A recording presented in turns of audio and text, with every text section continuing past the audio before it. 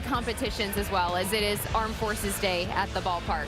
I'm Hannah Mears alongside Stephen Brault and Michael McHenry. And guys, like I mentioned, I'm in my Army green today. We're supporting the Armed Forces Day here this weekend. You know, the guys on the field, we saw the Army green hats, the camo socks. We're also going to have a flyover scheduled, and fans might get a glimpse of that later in the show. I'm excited for it. I know that being players, guys always got really excited for weekends like this too. The flyovers, getting to say thank you to our nation's bravest. I mean, did you guys appreciate these types of special outings when you played? My favorite day. Oh yeah. Yeah, by far it's my favorite day, except Sundays when you run out with the kids. That's always outstanding. But yeah, being able to say thank you to people that serve us and they choose to do so is an incredible honor. And being able to put on that green or wear anything military, I just absolutely feel humbled every single time. Yeah, I got to be honest too. They're some of the best uniforms, the coolest looking uniforms that we got to wear. These hats are awesome. My brother is in the Navy. Jack, shout out to you. Yeah, it's amazing to see how little you have to do to get a good impact, and for something like this, Armed Forces, of course, couldn't support them anymore. Yeah, thank you guys so much for your service, all the brave servicemen and women out there. We thank you so much. Hopefully the Pittsburgh Pirates can give you a win today. That's the least they can do. And somebody in the lineup today hopefully has his bat still hot from last night is Brandon Lau. He was powered by steak on a stone yesterday, guys, by the way. I talked to him about this. I said, how about that steak? He goes, yeah, gonna have to eat that again sometime, I think. Yeah, the old adage is you eat steak to get steak, and that's exactly what he's doing.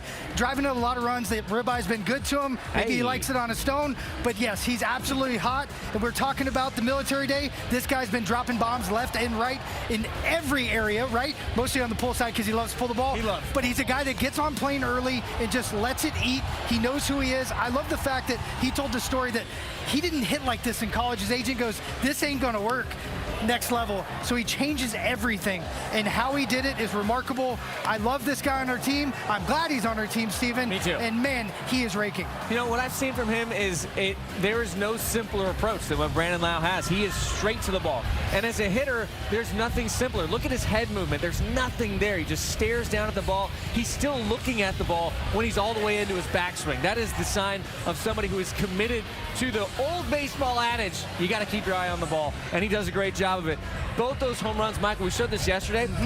I really appreciate it. A lot of times we're seeing guys nowadays hitting it back on the top of the plate. He does reach out and get him, and that's what he has to do. He's not a big guy, and so for him, a lot of guys we talk about keep their hands in tight. He does a great job of extending out in front. Yeah, he maximizes everything within his being. He's not a big guy, so he's got to get on plane early, catch it out front, all that momentum, the barrel coming through, creates that power. If you can teach every kid on the planet to pull the ball like Brandon Lau, left-handed, it'd be a beautiful day in baseball. Pull the ball, eat some steak, and someone please take away the pregame steak from Kyle Schwarber, because my goodness, his teammate in Bryce Harper might have summed up what he's doing right now perfectly last night post-game, saying it's one of the coolest things he's got to witness in baseball. And Bryce Harper has been a part of a lot of big moments in his career. So if he's impressed by his teammate and what he's doing, I think everybody in the league is too. Yeah, well, look, we obviously highlighted these guys yesterday as somebody that you can't let beat you. Unfortunately, that was not the case yesterday. 7 for 10, 2 home runs, 7 RBIs, 3 runs scored. Bryce Harper with a huge clutch hit in the 9th inning off Gregory Soto right there, which of course he did because that's what he's always done. He is Mr. Clutch. Look, these two guys today are going to be in the same spot in the lineup, 2-3, and Bubba Chandler's going to have to attack them. And he's not going to be able to pitch around them because they will take their walks. We see it all the time. Both these guys walk a lot. You have to attack them. If you don't, then you get 2 base runners on. Not a good place to be. See how Bubba goes after him tonight. I would love Bubba, when he told us that he loves throwing that bow tie, I'd love to see him spin one of these guys or both these guys just to get them uncomfortable because they are out over. Nobody wants to throw these guys in. Hey, show them who's boss, Bubba. I'm just saying. Just saying. You mentioned those walks, by the way. Schwarber did address the fact that late in the game, he's 3-0. He decides not to swing. And at a night where obviously his swing was working, took that walk. That's that veteran presence. That's knowing what's going on, the situation in the game, and getting to that Pirates bullpen. That is something that Don Kelly addressed today, saying hitting is contagious, but maybe bullpen confidence is also something that's contagious. And you best believe that when the Pirates arrived at the ballpark today, they have looked at every single piece to get this bullpen clicking. We have guys out there that have gotten huge outs for us, and they're going to again. It's just, you know, the group is working hard. We were in there this morning trying to beat up different things, whether it was from mechanics, pitch usage, Are we tipping anything that's giving stuff away? Just trying to figure out any way to help them get back to being who they can be. Getting back to who they can be. Yeah, May is certainly not their month so far. That 5.90 ERA through May, and have blown 10 saves already this season, guys. Yeah, and the big thing, if we go back to the very beginning of the season, they were used a lot. And then we get into May, they're not used quite as much, right? End of April going into May, that messes up your rhythm. I think that's one of the issues. These guys got to find time to get out there and have opportunities to find success where they're not relied on to put up that zero, where they're relied on to get through that inning, because this game is so hard. I said it in the first show, it stacks on top of you, and there's a lot of guys that probably are going to be down today. Yeah, and it's not a guy showing up there, Benoit, who's going to be a big part of this, Huge. right? If, in a situation like this, there needs to be the guy who steps up. And Benoit did that last night against 3 really good hitters. Now, who else is going to step up? Evan Sisk seems like a guy who might start getting put in those really high-pressure situations because he's been fantastic. We saw Mason Montgomery going inning in a third last night. He might be starting to use in those late-inning moments. Those things have to flip around. Doesn't mean it won't go back, but you got to find out who's going to be effective right now. Amen. Well, as the bullpen searches for their storybook endings, coming up next, Dan Potash is going to join us to talk about a once-upon-a-teenage superstar creating a narrative for the league's next main character. Pirates Game Day Live is presented by Highmark, official health plan of the Pittsburgh Pirates and fans like you. Because life, Highmark, Blue Cross Blue Shield. Pirates Game Day Live is presented by AHN, official medical provider of your Pittsburgh Pirates. Well, after being named an 8-time All-Star and a 2-time National League MVP, Bryce Harper might know a thing or two about ball. He also knows a thing or two about being 19 years old and playing Major League Baseball, something that Connor Griffin is now getting to experience after just turning 20, though he's now 20. But back in spring training, when he was still 19, Dan Potash is going to join us now to talk about the connection between the two, where during spring, Bryce Harper was making some bold claims in a good way, a positive way, toward the Pirates' young superstar. Yeah, you know, let's face it, Bryce Harper was up to his old tricks last night. 4 hits, a couple RBIs. And look, just another night at the office, right? So let's take it a step further. When players play, well, they watch him. But when he speaks, rookies, well, maybe they should listen. As you said, when Bryce was watching Connor Griffin play during spring training, he hit one ball particularly hard, and Bryce then said, boy, that kid's going to be a stud. When asked if he could offer Connor any advice, he said, well, just be himself. Well, yesterday I had a chance to ask Connor about those comments. Here's tonight's NSS Live Clubhouse Report. A guy that I've watched since I was a young kid, and it's pretty cool to hear that. And now I'm playing against him at the highest level, and you know, for him to be a guy that was in my exact same situation, it's pretty cool to hear him say that. I'm sure he's speaking from his own experience. I'm sure there's been a lot of different people try to pull him in different directions throughout his career, and he's probably found the most success by just sticking to who he is and doing what he's always done. So it's cool to hear that, and definitely we'll use that advice for sure. Always taking advice from the older guys who have been through, you know, many years of playing at the highest level. I mean, they've stuck around for a reason, so always trying to pick their brains and try to figure out how I can better my game. You know, Hannah, as you said, Bryce's career has been very similar to the beginning of Connor's career. Broken at 19, went on to be an 8-time All-Star, a 2-time MVP. So yes, if Connor wants to take that advice because, well, these guys have been around here for a while, not a bad idea, huh? Not a bad idea. Absolutely. Dan Potash, you stud on the sideline, too. I'm always trying to take advice from you as I'm filling in up here pre and post game, too. So thank you, Dan, for joining us. But absolutely, Connor Griffin is somebody who is always picking apart the veterans in these clubhouses, making sure he's soaking in as much information as possible. Well, someone else who is looking to be a stud today is Bubba Chandler on the mound for the Pittsburgh Pirates. Coming up next, we break down how Bubba can bust the Philly bat. Pirates Game Day Live is presented by North Shore Tavern, Pittsburgh's home for steak on a stone.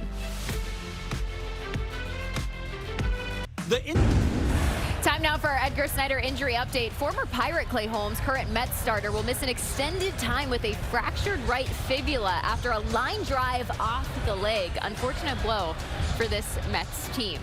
As for the starting aces tonight, Here's a look at what we can expect, presented by Pella Windows and Doors. Bubba Chandler versus lefty Christopher Sanchez. Christopher Sanchez, the Cy Young finalist, might I add. 4-2 on the year and his ERA at a 2.11. Last 2 games, back-to-back outings to shut up ball. A total of 17 strikeouts between those two. And Bubba Chandler, last time out, 5 innings of 2-run ball with 3 strikeouts. And guys, something Don Kelly said would be a key for him today, on top of being able to mix it up against this veteran lineup, is filling up that zone. Absolutely, and if you're not first, you're last for Sanchez. Sorry, bud, our guy won. Yeah, let's talk about Bubba. This is a chance for Bubba to really step up. Facing one of the best pitchers in all baseball, I feel like that's what Bubba wants. That's what Bubba needs to really get going. He's had some really good innings. He hasn't really put together a really good outing yet the way Bubba can. Steven, this batting average does not tell a very good story because he's not getting up a lot of hits, but when he is giving up hits, he's getting slugged. Yeah, that's the big thing for Bubba, is figuring out ways to keep the ball down. He wants people to take bad swings, right? So the slider, he's had a hard time setting it up this year. When he does, when he is able to execute it down and away to righties, it's an unbelievably nasty pitch, because you have to try to make sense of trying to hit that while trying to hit 99 at the top, right? So the problem is this pitch only really works if you can get your fastball down. Amen. Something Don Kelly talked about earlier, trying to get that fastball down as well to be effective.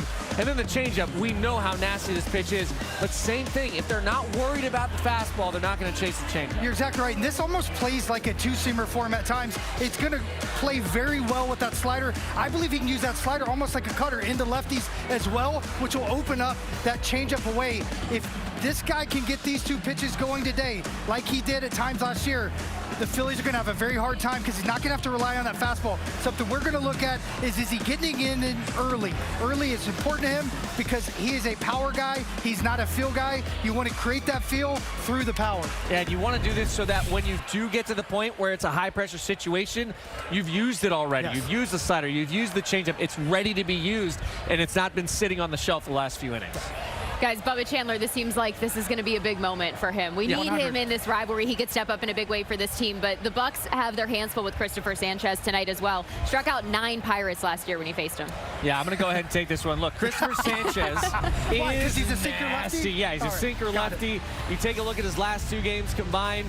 He has an ERA of 1.2 against the Pirates in his career. How many wins, though? Just 2. Look, Christopher Sanchez, yeah. 0. He has done such a good job of finding out who he is. Talk about some guys add more pitches, some guys simplify. This guy throws 3 pitches, a sinker, a slider, and a changeup, and that's it. And you know what? His changeup has a 50% whiff rate. He has 45 strikeouts on it. You take a look at this, why it's so difficult to hit him. All those pitches tunnel off each other so well.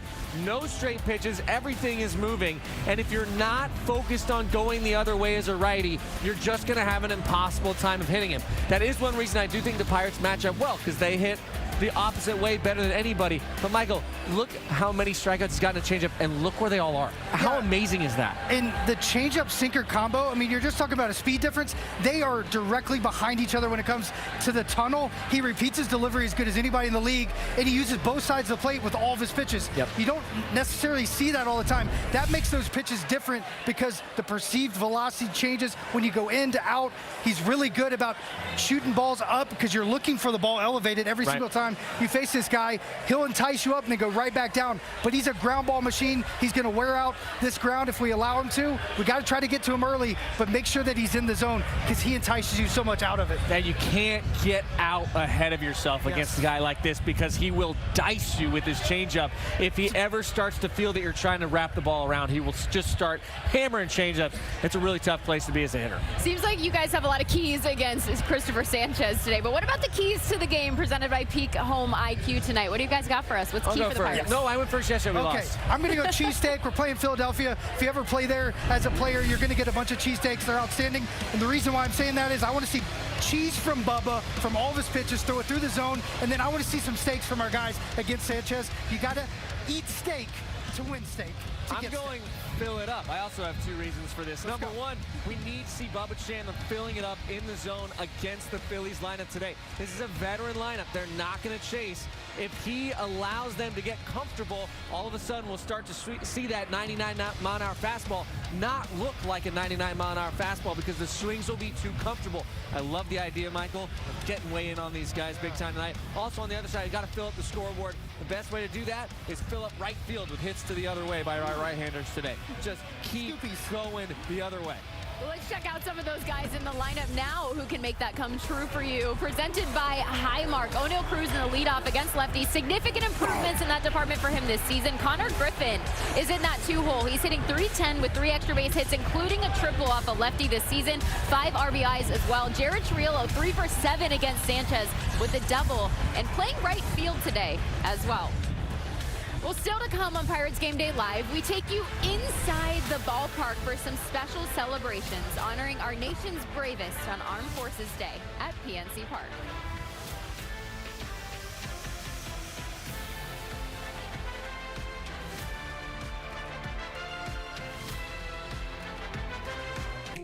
We see you.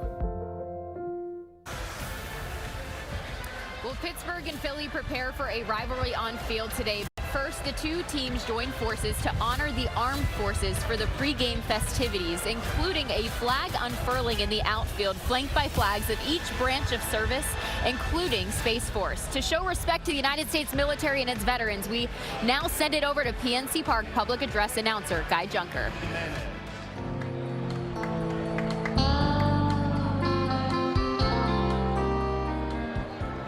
At this time, we ask all those who are able to please rise and remove your caps.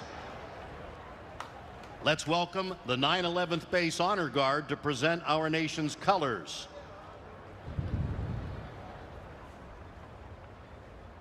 Technical Sergeant Joseph Dukes has served in the United States Air Force for nearly a decade, deploying overseas twice in support of Operations Allies Refuge, Inherent Resolve, Enduring Sentinel, and Spartan Shield.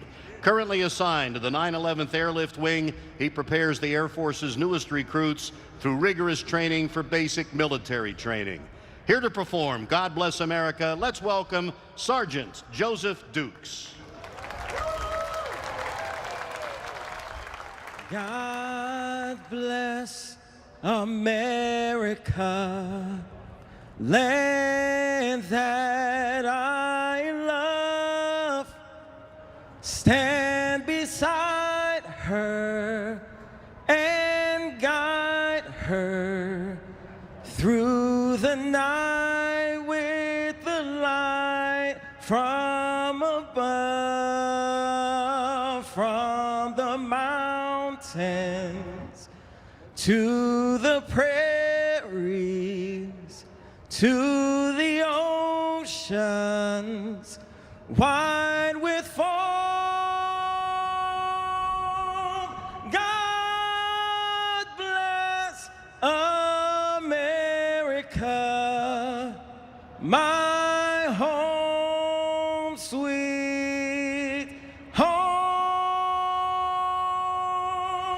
God bless America, my home, sweet home. Thank you, Sergeant Dukes. At this time, we ask you to please remain standing. Born in Johnstown in 1930, he served in the Army during the Korean conflict and worked as a metallurgical engineer at U.S. Steel Research for 47 years. Here to perform our national anthem, let's welcome Sam Manganello.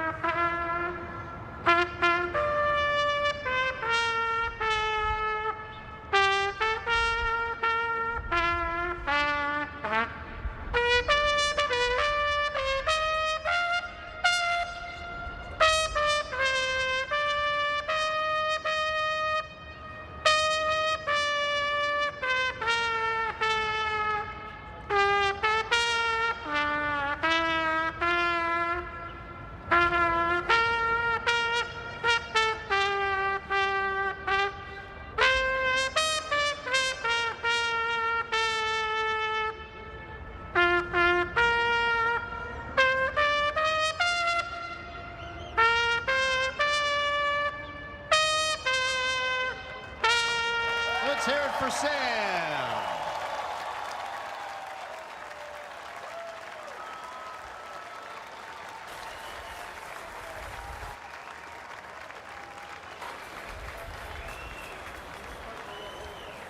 That was 96-year-old veteran playing the trumpet in Sam Manganello. Thank you so much for your service, and thank you for that beautiful rendition. A beautiful tribute to the troops overall here at PNC Park, and that will do it for pregame. See you after the game on Pirates Extra Innings Live.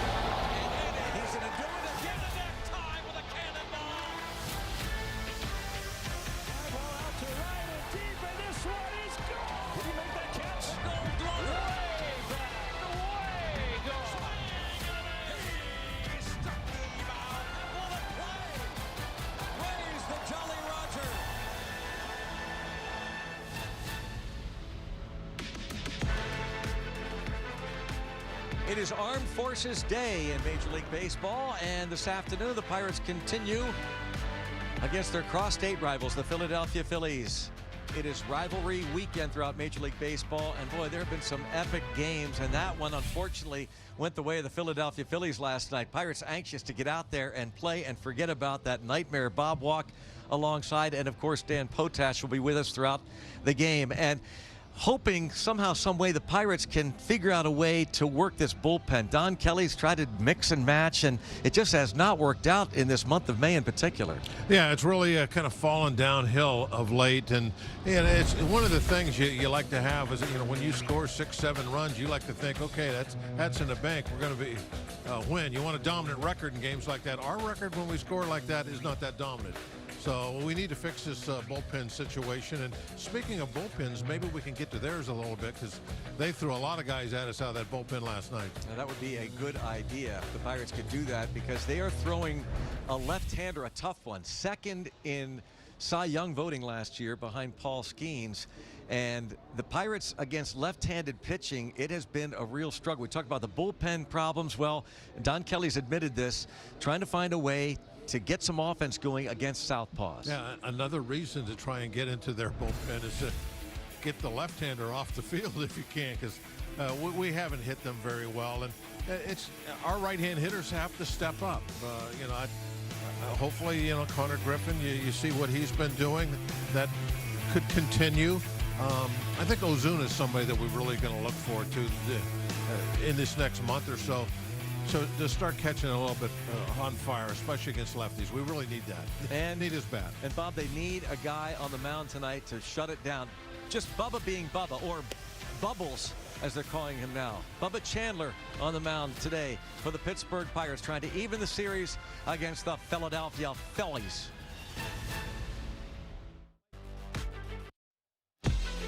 Pirates Baseball on SNP is presented by Highmark, the official health plan of the Pirates. Because life, Highmark Blue Cross Blue Shield. By Cohen Markets, now serving sweet maple waffle sandwich varieties all day. Come try one. By your Western PA Chevy dealers, Chevrolet, the best-selling brand in Pittsburgh. And by Levin Furniture and Mattress, Pittsburgh's #1 furniture and mattress store.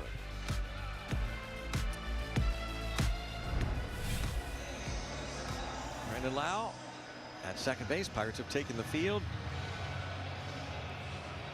There he is with his double play partner, Connor Griffin. Game 2 of the series.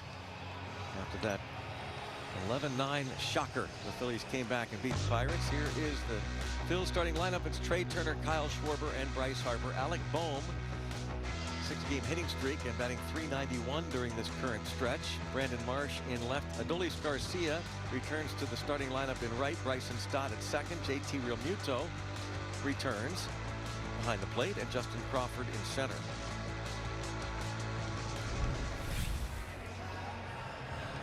And there are the numbers of Bubba, brought to you by Car Shield. Everything is in pretty good shape. The walks are the only thing I think that really he needs to work on. 27 in 39 innings, way too much. Needs to cut that back quite a bit. He's been showing great velocity this year on his fastball. He's kind of proven to be the hardest thrower on the team. Many times he'll be in the triple digits. Levin Furniture Mattress Pirates defense. In the outfield, it's O'Neill Cruz in center, Brian Reynolds in left, and Jared Triolo, his first major league start in right field. Nick Gonzalez and Connor Griffin on the left side of the infield. Brandon Lau, Ryan O'Hearn on the right side, and Henry Davis is behind the plate once again after 2 straight starts for Endy Rodriguez. Jared Triolo, outstanding athlete. He's played a bunch of positions in the minors. 2 innings a couple years ago in right field. This is his first start out there. As Don Kelly said at the top of the telecast, trying to find a way to do some damage against left-handed pitching. Trey Turner leads off. 1 for 6 last night with a couple of runs scored. And lines it, wouldn't you know, out to right field, and great effort. A trap by Triolo. Wouldn't you know it, the first swing. And it goes out to the guy who's never started in right field before. It would have been nice if the first action would have been like a sort of fly ball out there, but no, it's got to be a line drive in front of him, and just wouldn't stick in the glove. He looks like he has it right there in the palm for a moment. Yeah. And it just rolled out when he hit the ground. Here is Kyle Schwarber. He is on some kind of a heater right now. I mean, this is otherworldly what he's doing with the Phillies now. Schwarber with a pair of home runs last night, 20 to lead the major leagues.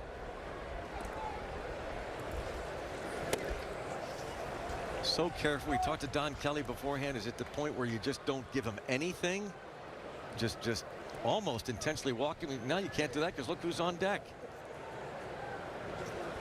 Harper may not have the home run numbers, but as we saw last night, he can do some damage. He nearly homered off the wall in right in the 9th inning. 2-1. Well, when it's all said and done, when we get to the end of the season, Harper will have plenty of home runs. Yeah, sure. So that's a pretty good guy to have hitting behind you. It's 3-1 on Schwarber after the leadoff base hit by Turner. And as you say, I mean, he's on an unbelievable hot streak right now. So hot streaks come to an end. I think that's what you have to think, is you have confidence that, okay, this will be the game that he takes his first offer for a while, you know, something like that. Because it's going to happen. Look at it, yeah. That slider called a strike. 3-2. I guess it's the opposite of the old hidden vigorish with the late great Pirate broadcaster, Hall of Famer, the gunner Bob Prince would say that if you're struggling, eventually it's going to catch up to you, the odds. You're going to start hitting, and the same is true when you're hitting. Yeah, everything. A long baseball season, that happens. Yeah, and all these outlandish numbers, they kind of go back toward the middle at some point. First career game against these Phillies for Chandler. That was right down the middle. Home runs for Schwarber last night. Ashcraft got one up, and Schwarber sent it out. That was in the 5th inning. And then this one off of the lefty Montgomery over the bullpen fence in left center.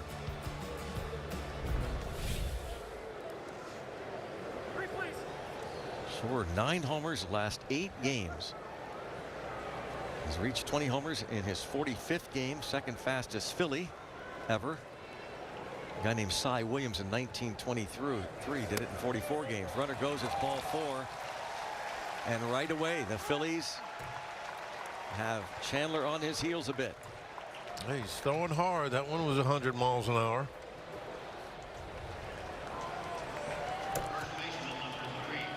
It's Bryce Harper. 4 for 5, and the one time they got him out, he had a bullet to second base against Mason Montgomery.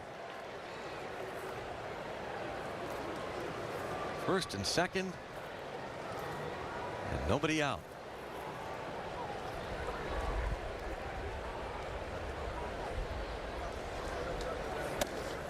Ball 1. Harper talked after the game in the clubhouse about Don Mattingly, who, by the way, is not managing today. He's away at Purdue watching his son graduate. But he talked about how Mattingly said during the game, we're going to come back. We're getting into the bullpen. We're going to come back. And he said, we believed them. The Pirates had scored 6 runs in the 3rd inning. They led 6-0. They led 7-3 through 5, 8-3 through 6. Managing is Dusty Wathan today, longtime manager and coach in the Phillies system, and a strike, 2-1.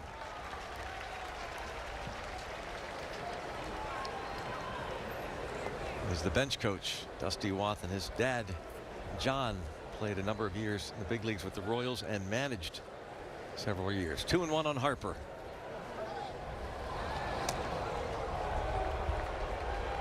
Not good timing there.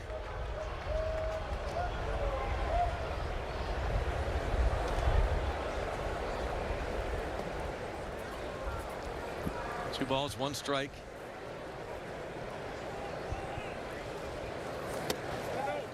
And it's 3-1 with nobody out and Alec Bohm on deck. Chandler has allowed now 28 walks in 39 innings. The 3-1 pitch to Harper. To center field. Look at this no-doubter. Absolutely crushed. Oh, hit halfway up the batter's eye. Number 11, and it's 3-0 Phillies. My goodness.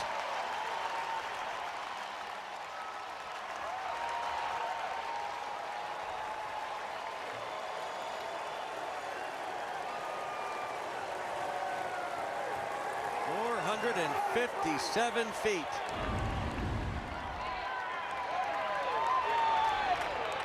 Right down the middle, 97, and look at Chandler's reaction. Yeah, there's no reason to turn around and watch that one. As soon as it leaves the bat, you know, it's way out of here. You can see almost 2/3 of the way up the batter's eye where that ball hit.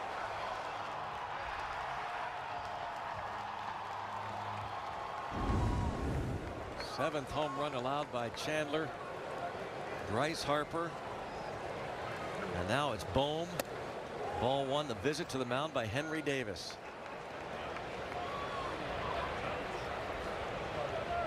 .11 home runs for Harper and 29 RBIs now in the year for him.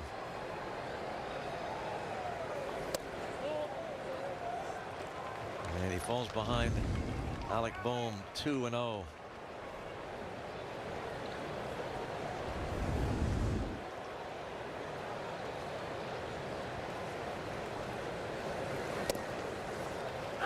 Two and one on Bohm, 6-game hitting streak. Made the defensive play of the game last night. Bohm was just 1 for 5 with a single in the 4th inning, but his defensive gem. And a ground ball. Nice little backhand play made there by Brandon Lau. Pirates and Bubba Chandler can take a breath now.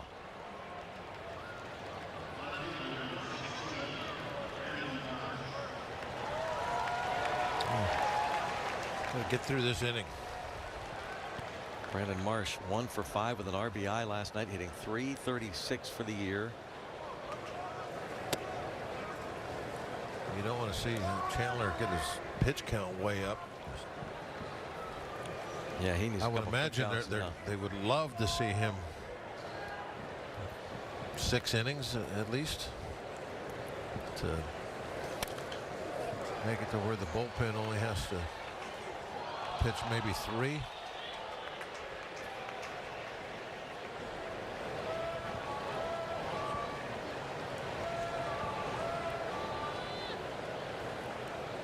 One ball, one strike on Marsh.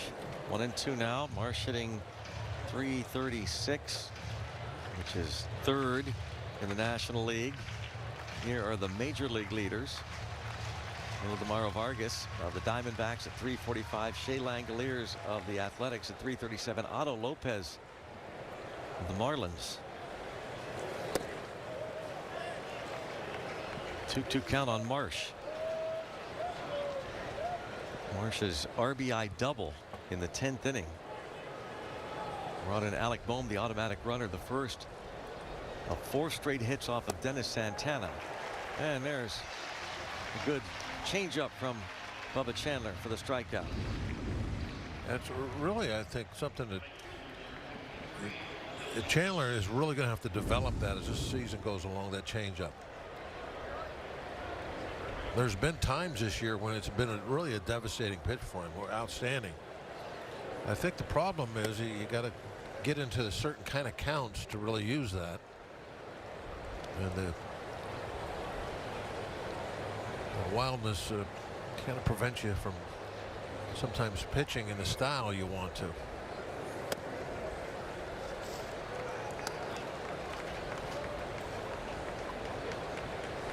Adolis Garcia did not start last night. Pinch hit and walked in the 9th inning. In his first year with the Phillies, 0 for his last 18 at bats.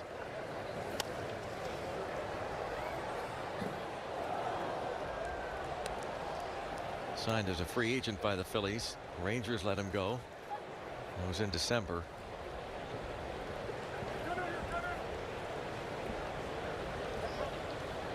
On deck, Bryson Stott, 6th man to bat.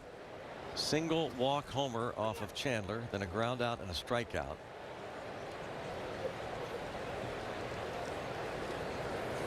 A no doubt home run by Harper. Longest of the season here in this ballpark. In fact, it's the longest home run here since O'Neill Cruz hit a 462-foot homer in 2024. 3-1 count on Garcia.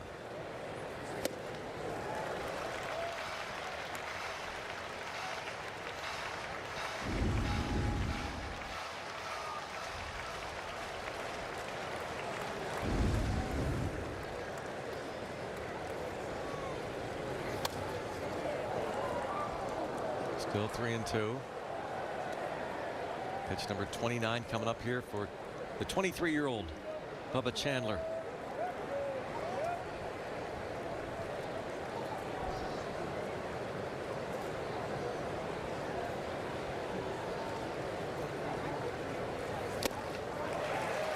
And he strikes out the last 2 batters he faces. Pirates in comeback mode. Chevy drivers. Bryce Harper's 457-foot missile gives the Phillies a 3-0 lead. But now it's the Pirates' turn to try and come back. O'Neill Cruz will lead off, and Connor Griffin and Brian Reynolds. Marcell Ozuna last 30 days against lefties, hitting over 380. Ryan O'Hearn at first base. Nick Gonzalez at third. Brandon Lau, 2 homers last night. Jared Triolo mentioned his start in right field. Henry Davis against the man who finished 2nd in the Cy Young voting last year to Paul Skeens, the lefty Christopher Sanchez. Well, we don't necessarily like lefties, and we're not going to like this one. He's going to be tough. He hasn't given up a run in each of his last 2 starts. O'Neill Cruz leads off against him.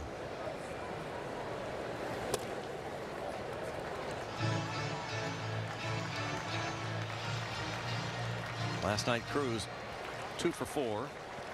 Struck out against lefty Tim Meza and struck out against lefty Jesus Alvarado. Jose Alvarado last night. Still, overall, a much improved batter against lefty pitching. 909 OPS against lefties.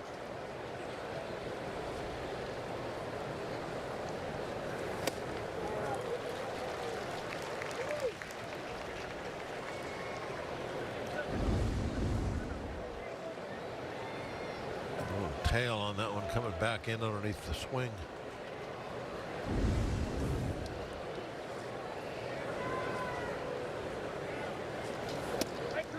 Oh, right down the pipe. Strikes out Cruz looking, so he hasn't had to use his defense yet. He's got Bryce Harper at first and Bryson Stott at second.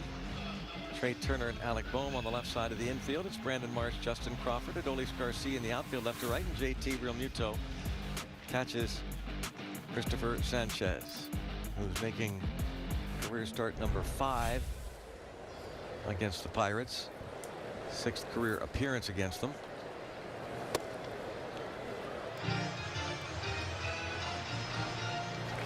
Connor Griffin moved up that 2-hole again. Xfinity batting stats for the 20-year-old rookie.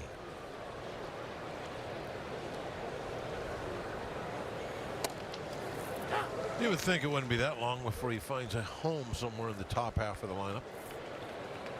His second start in the 2-hole. Hit, I believe, was it 5th the other day? Or maybe yeah, he hit 5th. Yep. 5th, yeah. 1 ball, 1 strike.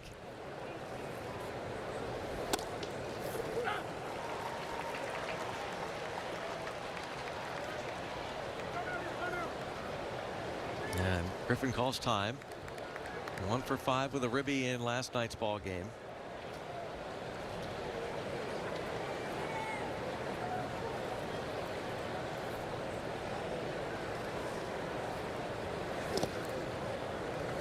Sanchez has struck out 68 hitters in almost 56 innings.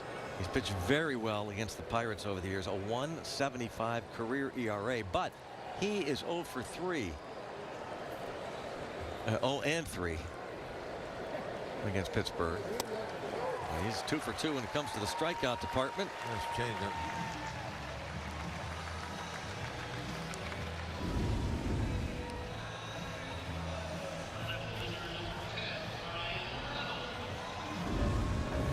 Sanchez was signed as an international free agent in 2013 by the Tampa Bay Rays. Brian Reynolds steps up.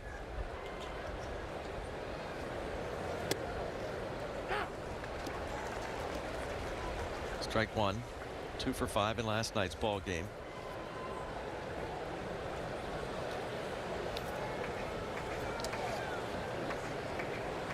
He's 4 out of 11 versus Christopher Sanchez in his career.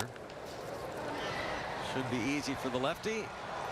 That's a breezy 1-2-3 inning. 3-0 after 1.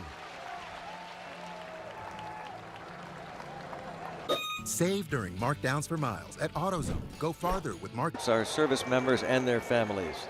To help serve those who serve us, visit MLBtogether.com.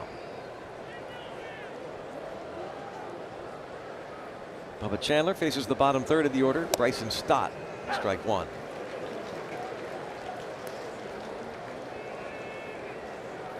Stott's average at .222, but he's been really good last few weeks. Was 1 out of 4. Sacrifice fly in the 4th inning last night against Braxton Ashcraft.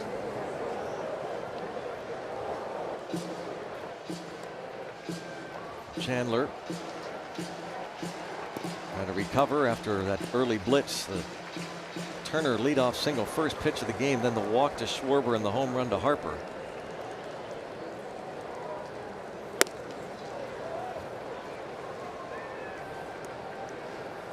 Yeah, you'd like to see him settle in now and work the strike zone over with that fastball changeup combination.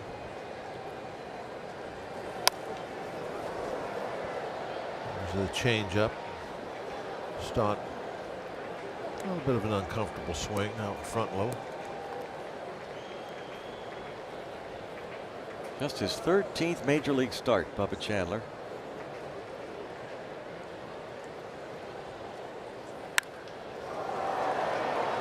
Here to Cruz.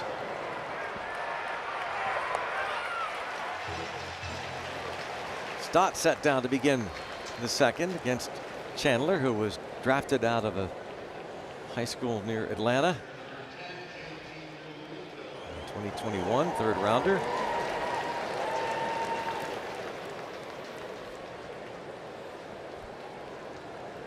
JT Realmuto. A lot of ball players coming out of Georgia in the last couple of decades. Joining, say, Texas and Southern California, longtime hotbeds.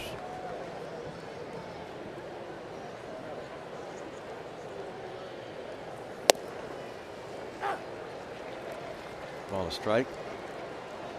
Yeah, that's the truth.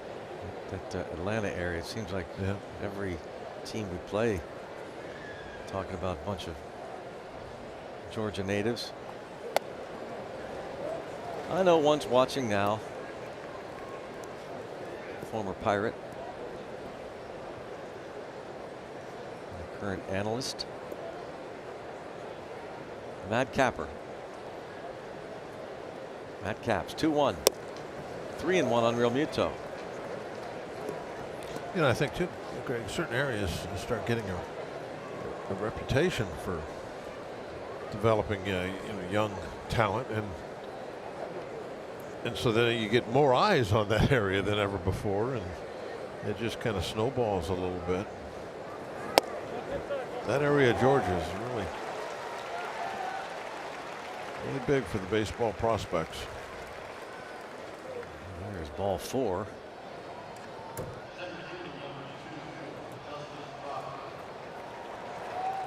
See California native Paul Skeens tomorrow.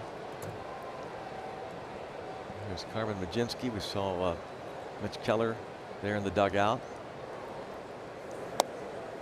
And a strike on Justin Crawford. Levin Furniture and Mattress strike zone.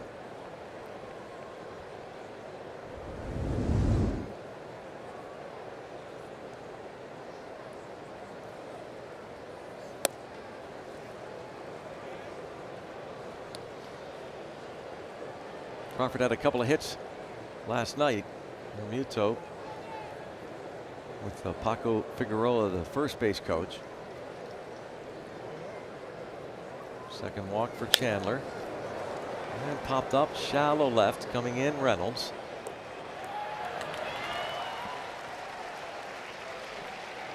Two outs and back to the top of the order, and it's really kind of an interesting and challenging time when you're opposing the Phillies right now, the way Schwarber is hitting, because now it's imperative that you get Turner out.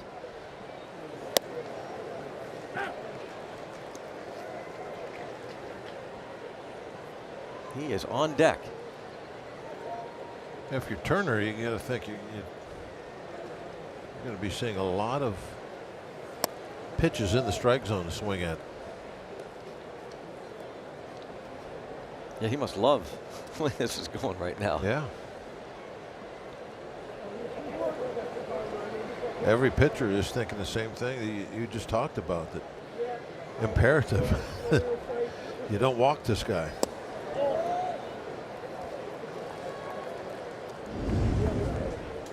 It's really this section of the, you get Schwarber, then Harper, Bohm, and Marsh, the way he's hitting, Marsh came into this series, league's leading hitter. Yeah, it's just a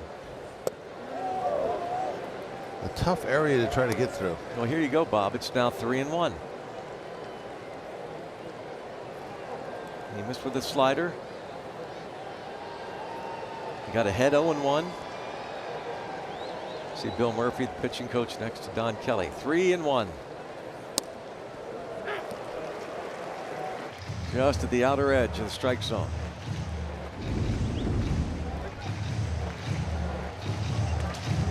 Barely, but they got it.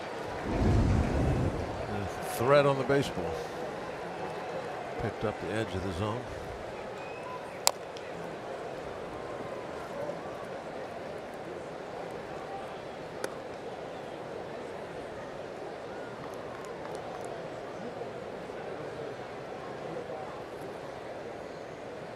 Full count on Trey Turner.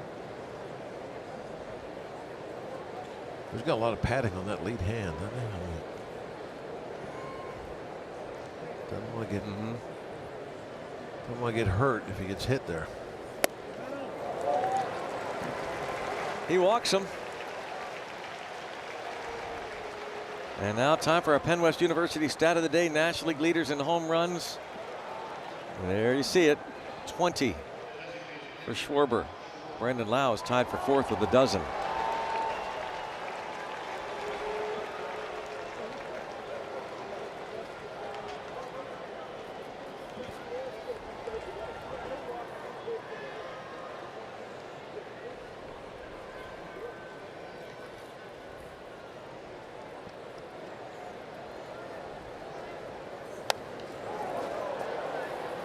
Every swing, you're holding your breath. Kyle Schwarber, who last year hit 56 home runs, drove in 132 for the Phillies, and was a free agent after the season. You know by now the Pirates reportedly made a significant 4-year offer, $125 million. The Phillies brought him back. 5-year, $150 million, a $30 million annual value, largest ever for a designated hitter. 0-2.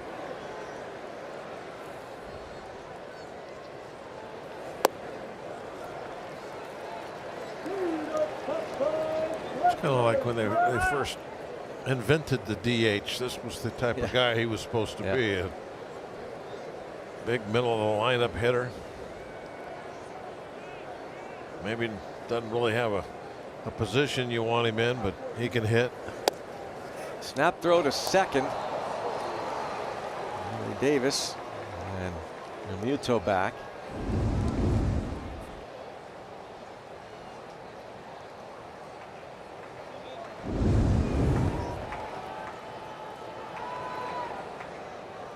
Schwarber with 9 homers, 15 RBIs his last 8 games. Hits this hard, that's fair. Into the right field corner. Real Muto scores. Schwarber into second with an RBI double. Ball gets bobbled. Another run scores on the air. And it is 5-0 Phillies.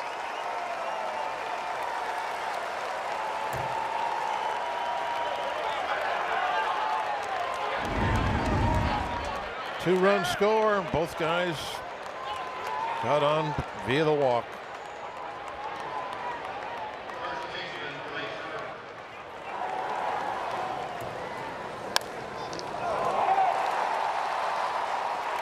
Past O'Hearn. They're going to walk Harper intentionally. With first base open. Signature slide of Turner. They charged Triolo with an error on the throw. Didn't see whether it was a really tough hop for Lau. Must have been, according to the official score. Yeah, if it doesn't come in on a fly, they almost always give it to who threw the ball.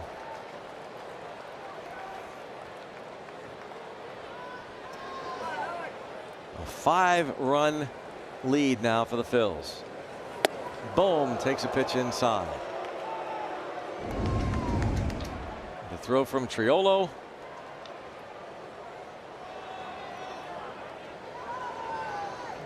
Short hop.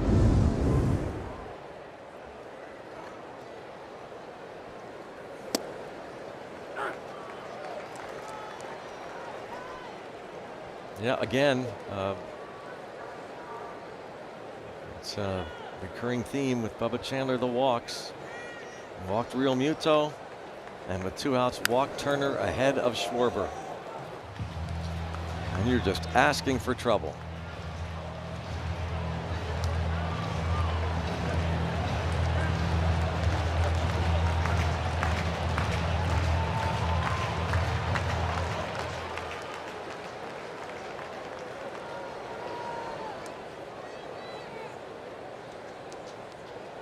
One ball, 2 strikes.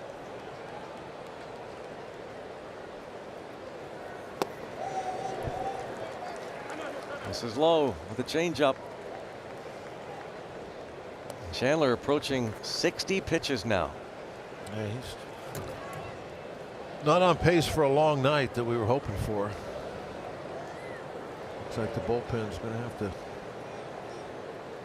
cover some innings. more than they like. Throw at least one more to Bohm now. Pitch number 60 coming up, the Philly third baseman.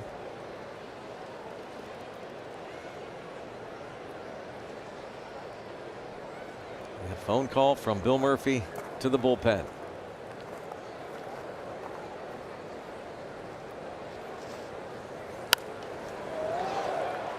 Still 2-2. Somebody made a nice catch up to club level. Still 2-2 on Bohm. How about a nice catch, that nice play he made in the bottom of the 10th. Pirates down by 3. The automatic runner at second. The walk to Osuna, nobody out, and Nick Gonzalez hit a ball, looked like a short double. High pop. Davis calls for it. O'Hearn calls him off. 2 more runs. 5-0 Phils. Go to the bottom of the second inning. Bob, what are today's keys to the game? Presented by your Western PA Buick dealers. Well, you got to realize I didn't just draw these up moments ago, so the game has changed a little from a couple hours ago. But you know, we have to have some offense from the Big Bear, right? Got the lefty out there, and Osuna has been hitting left-handers pretty good of late. Well, we need Osuna and everybody else to just start hammering the ball right now. Down by 5, and then obviously if they do that, bullpen's going to be a big part of tonight's game, and they're going to have to level up a little bit. So there you have it. Johan Ramirez talking to bullpen catcher Earl Hernandez. Well, Big Bear is a .385 career hitter against Sanchez.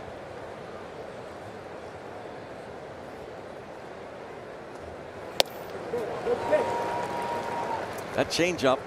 It's a good one. Got a little movement to it.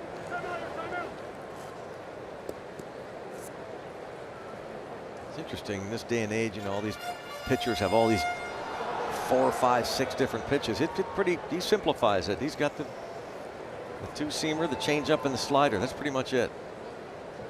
Sanchez.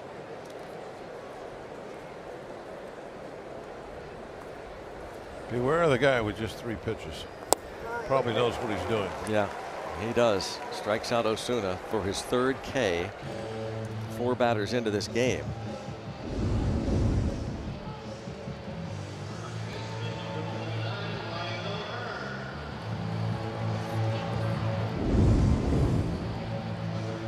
Years old from the Dominican Republic.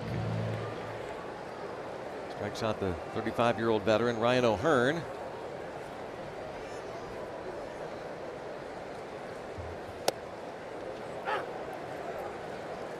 Starting at first base in this game. 0 for 4 with a walk last night.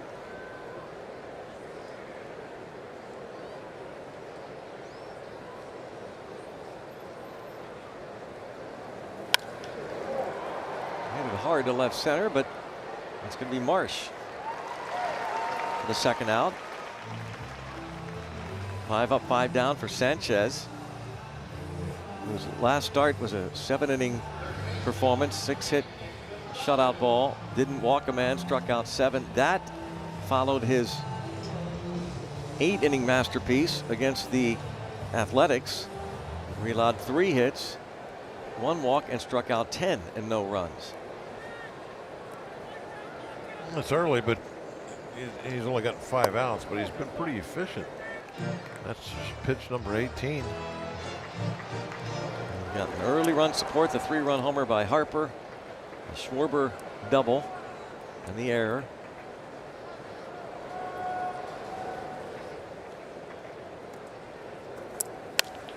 Ground ball dropped by Bohm, but he recovers. And the Pirates go down in order. 6 up, 6 down for Christopher Sanchez.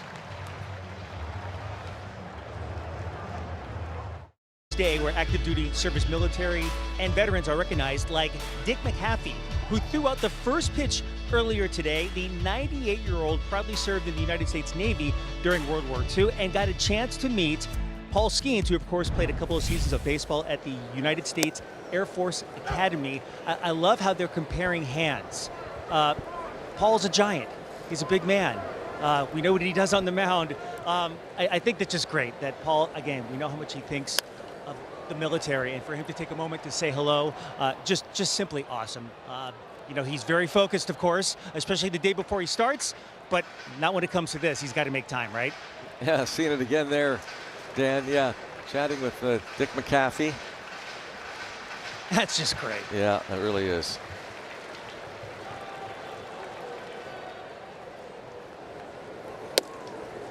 Hey, Brownie and Bob, how would you like to be just a fly right there on the shoulder of that conversation, right? I'd love to know what they're saying. Just, you know, a couple of minutes. Yeah. And say, wow.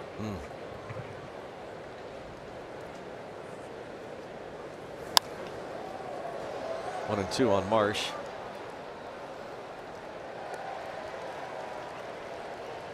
He struck out in the first. Marsh Garcia Stott in the third inning here against Chandler.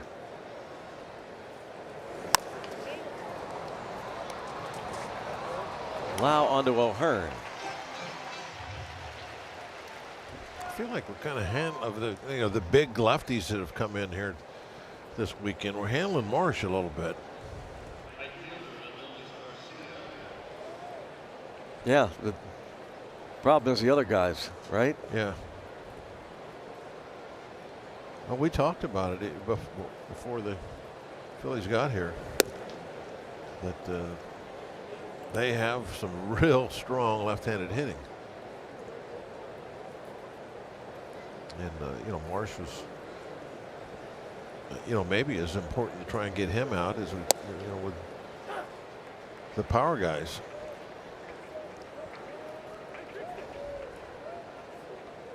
Home plate umpire walking out to talk to Chandler.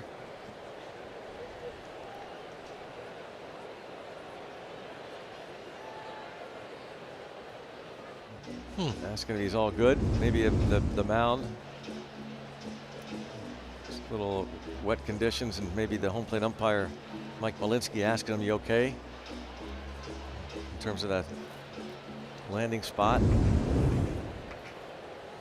Yeah, they could come out and work on it if they want, or if he wants them to.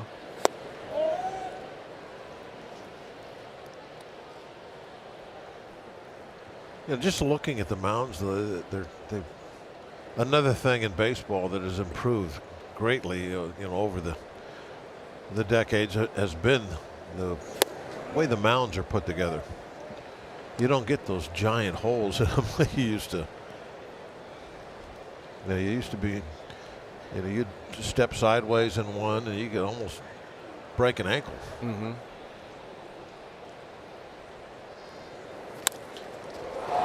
One hop. Oh, that kicks off of Connor Griffin, but he recovers and throws a bullet to first to get Garcia. Definitely take that one off the body. That hurt a little bit. You know, another thing too about the mounds, Greg, is I think, now not going out and standing on them, but just looking at them, they look much more uniform, you know, throughout the league than they were 30 years ago or so, where you would have, you know, ballparks that were known for, like Dodger Stadium. You felt like you needed rope and tackle to get up to the top of the hill. And I think Major League Baseball kind of finally said, okay, we're going to, I mean, it's in the rule book, but it really wasn't something that was monitored, I think, real seriously. But nowadays, Chandler, a 1-2-3 inning as Stott pops out to Gonzalez.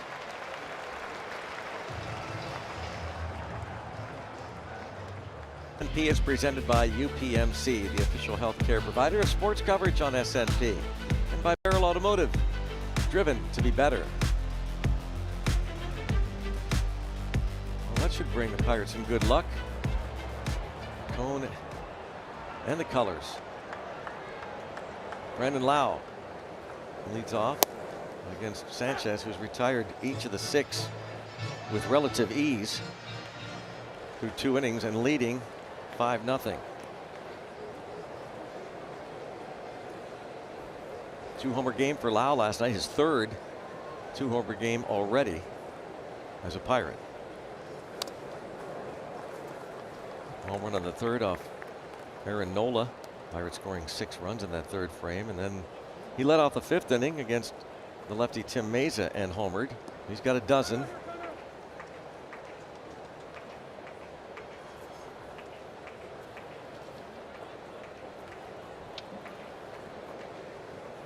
And he's hitting lefties a lot better here in May.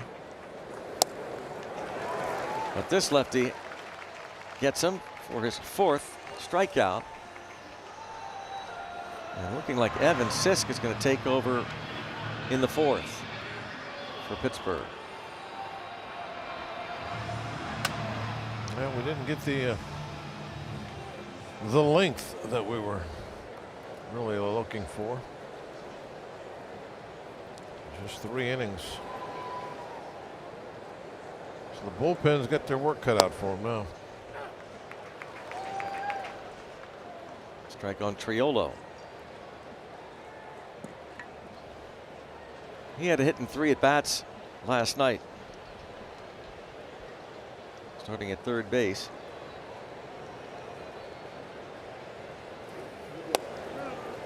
Triolo just recently off the injured list. That right knee patellar tendon injury,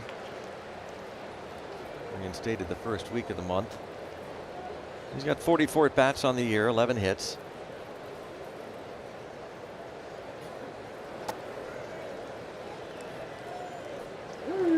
Right now, the way this guy's pitching, you should think back to a couple years ago when he flirted with a no-no, pitched 5 innings of no-hit ball against the Pirates July 30th, 2023. 2-2.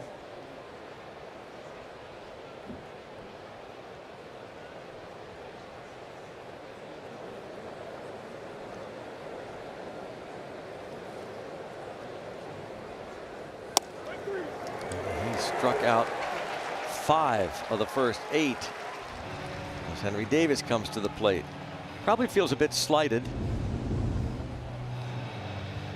Hard to argue Skeens, of course, with a 197 ERA, despite a .500 record, 10-10 to win the Cy Young. But Sanchez was 13-5 with a .250 ERA, struck out 212 batters in 202 innings. And he also did not make the All-Star team last year, as Davis hits a fly ball to center. Back Crawford, track, approaching the wall, and it's a 1-2-3 third, 9 up, 9 down for Christopher Sanchez.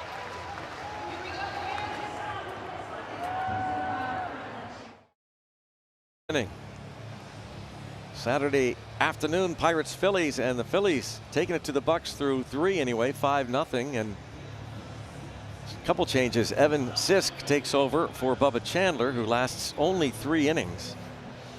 Sisk been pitching very well. That 156 ERA. And throwing a lot of strikes. It's just 4 walks in 17 innings. Striking out a bunch of people. And not used last night. He had been used in back-to-back games against the Rockies this week, including following up the Mason Montgomery opener on Thursday. Jared Triolo moves in from right to first, and Nick York takes over in right. So we'll have to find out what's up with Ryan O'Hearn. Hopefully it's nothing serious, as he's taken out of the game. The catcher's challenging the ball call. Henry Davis challenges. ABS powered by T-Mobile. Nope. Call's correct. Pittsburgh has 1 remaining. Oh, how about that? Good job, Mike Malinsky. Call's correct. Call doesn't stand. The call is correct. Scoreboard said it was confirmed. Call confirmed. The call was highly accurate. Yeah.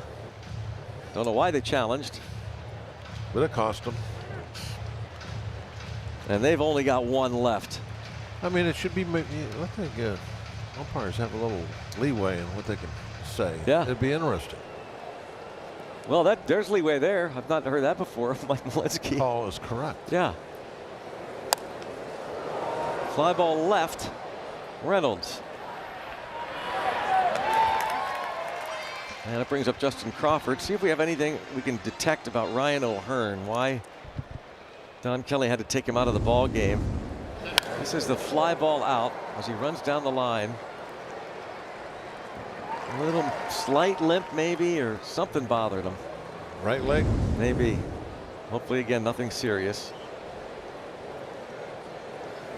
And he has been so good. I think about the first quarter of the season.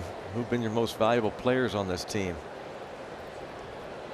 O'Hearn might be at the top of the list. So consistent. 2-0 on Crawford.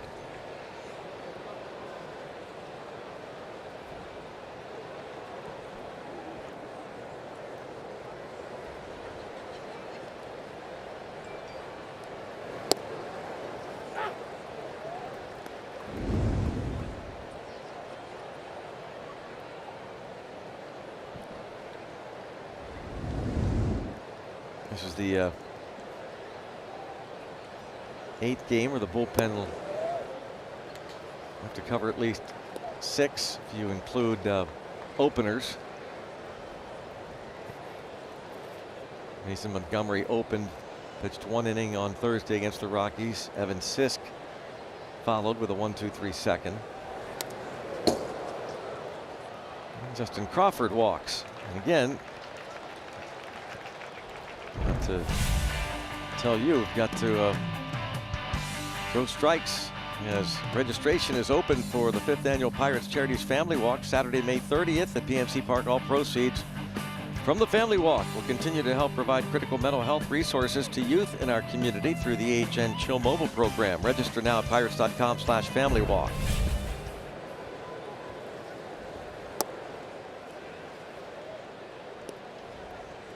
Bubba Chandler walked 4. 1 of them was intentional.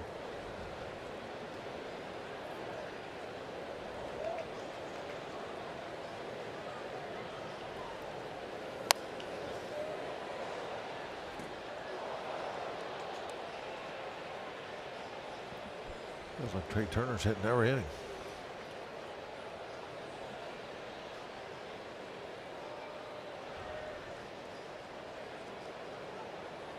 Already his 3rd at bat. Single walk, 2 runs scored.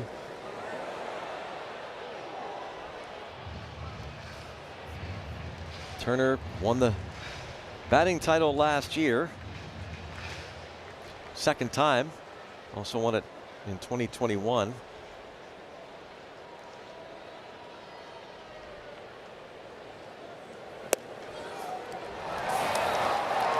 Great jump. And great speed there. Justin Crawford steals his 6th. Sisk is not real quick home. You get that odd delivery, kind of crossfire, and that definitely puts a lot of pressure on the catcher.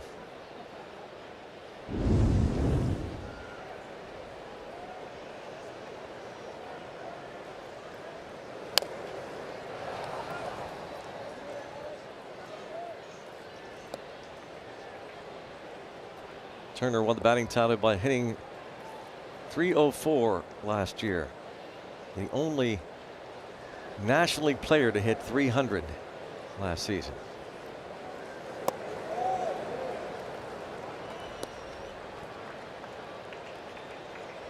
There were 6 in the American League.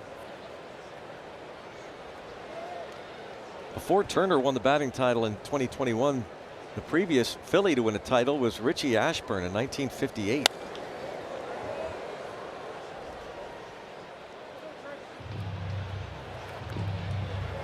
Three-time All-Star. Finished 2nd to Corey Seager in Rookie of the Year voting back in 2016. He was a first-round pick of the Padres out of NC State in 2014.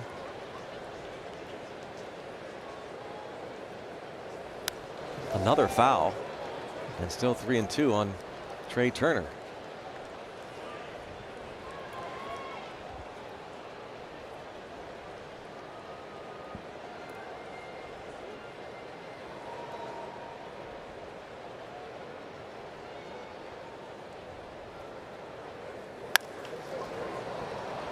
Should be the second out, and it is.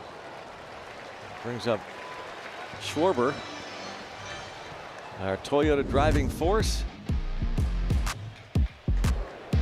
Kyle Schwarber.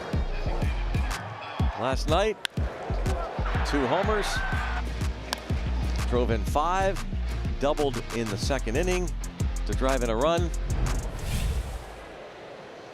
OPS over 1,000. And they're going to pitch to. Oh, no, they're not. I thought they were going to give a point by. I saw the start the clock thing, and I thought it was a point by.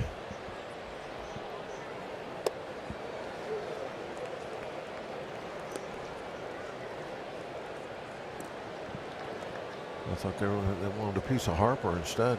It's a tough decision with these two guys.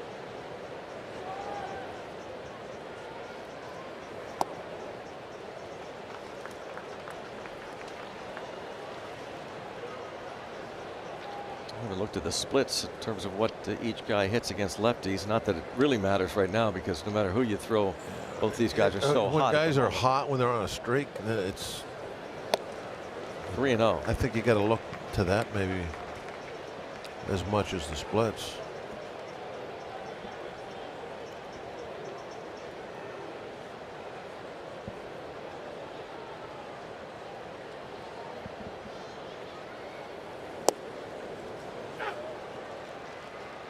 Taken all the way there.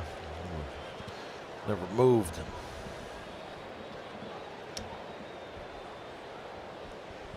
Extra base hit in 7 straight games. 3-2.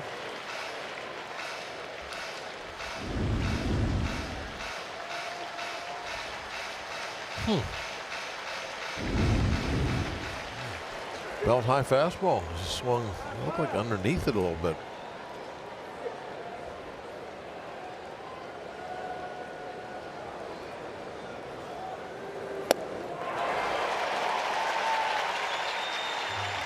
Strikes out Schwarber.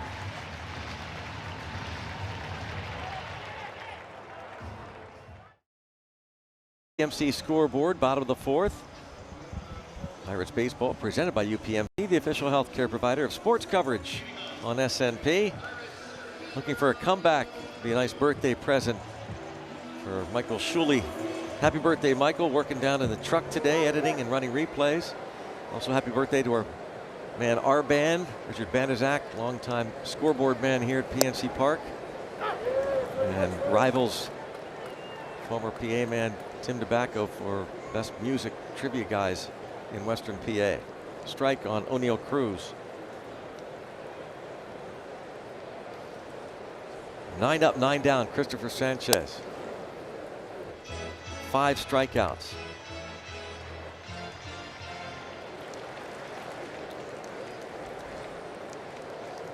He's got 5 strikeouts, and he still has only thrown 30 pitches. 22 of those 30 have been strikes. He is being efficient. Goes 2-1 here. He's on a shutout roll, blanking the opponents.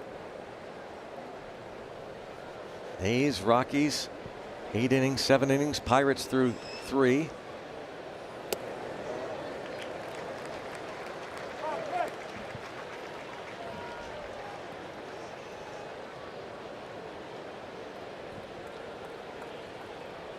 Named National League Player of the Week last week.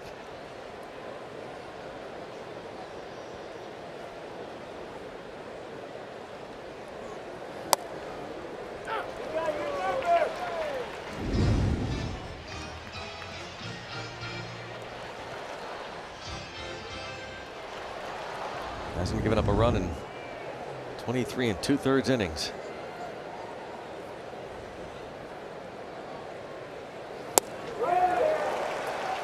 Strikes out another. Connor Griffin coming to the plate. We go down to Dan.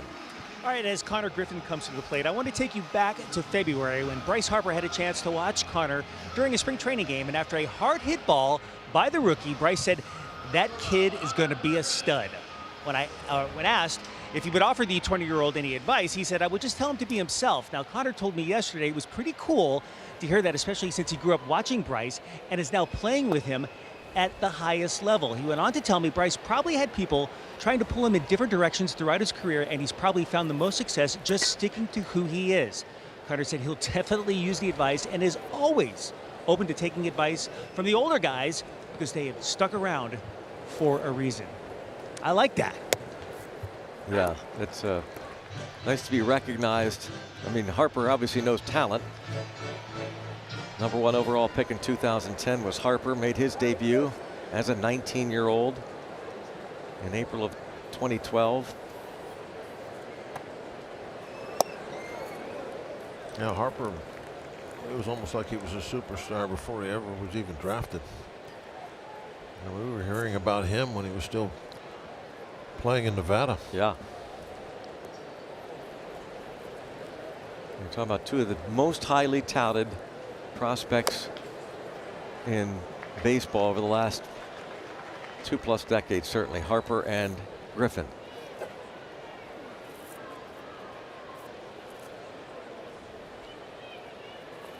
Harper, Rookie of the Year.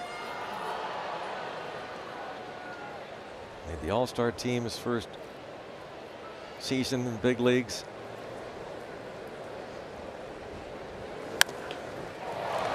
Shortstop Turner. Goes out Griffin. Still perfect baseball for Christopher Sanchez. Nice. Being nice and aggressive, throwing a lot of strikes. That was, I think, a change up there that got the ground ball on, and he's got a nice cushion. He doesn't have to, worry about somebody hitting a double or a home run or something like that. It's just, if he happens to fall behind, which he's really not, but if he does, he can take a shot at the middle part of the plate. Maybe he'll just get an atom ball somewhere.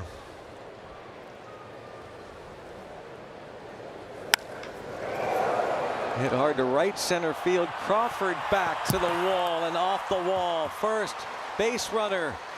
Stand up double, Brian Reynolds. Well, that was one there. I mean, it wasn't behind in the count, but I think he got one in the middle part of the plate. Oh, yeah.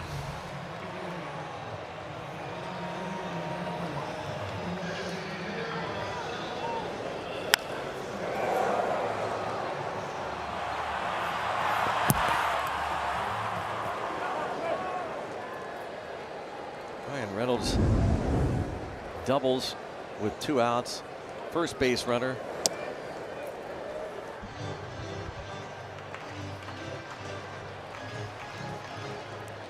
Six doubles for him. Continues to see the ball very well. Let's see if Ozuna can do something special here. Yeah, we're seeing maybe the keys to the game from Bob. Get us back in this game. Bullpen. Everything going their way. And Ozuna. Perhaps maybe a long ball or at least an extra base hit. Kind of gets us off the canvas.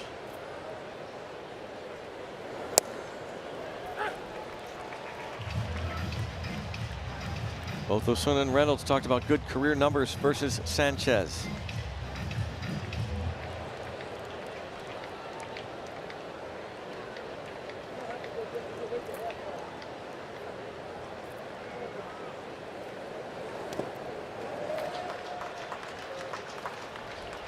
Sometimes you'll see a pitcher who's on a roll, not allowing base runners, suddenly they lose that rhythm a little bit. Can they get somebody on?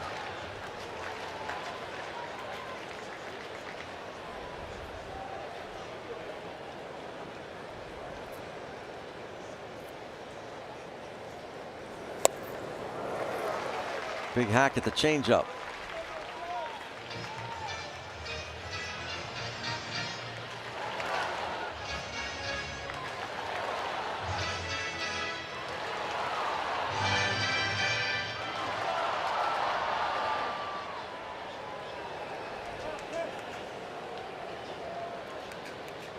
Six strikeouts for Sanchez. 7 strikeouts and fired up. Sanchez. 5-zip. Cloud first inning. Bryce Harper at 28 degrees crushes his 11th home run of the year. 3-run homer, 457 feet. Major League average 395. One of the farthest estimated distance home runs this year in baseball. Now faces the lefty Evan Sisk.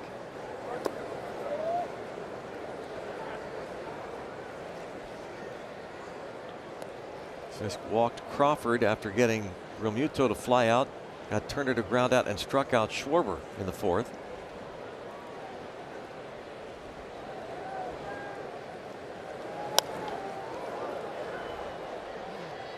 And Dan Potach was talking about Harper and his conversation during spring training, discussing Connor Griffin.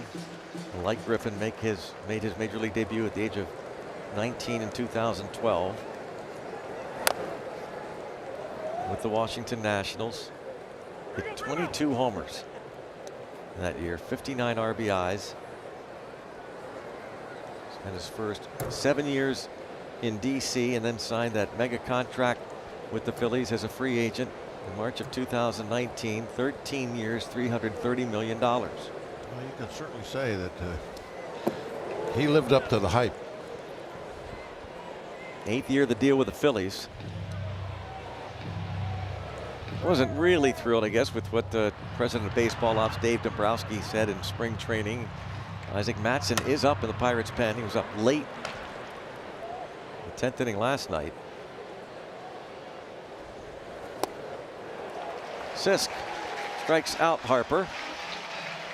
Dave Dombrowski mentioned that maybe he might not be, or he certainly didn't have an elite year last season.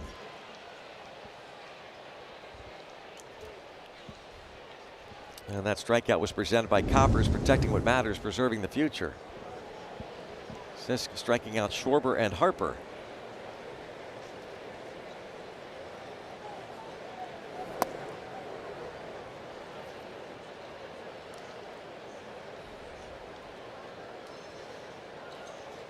Bohm, ground out, foul out.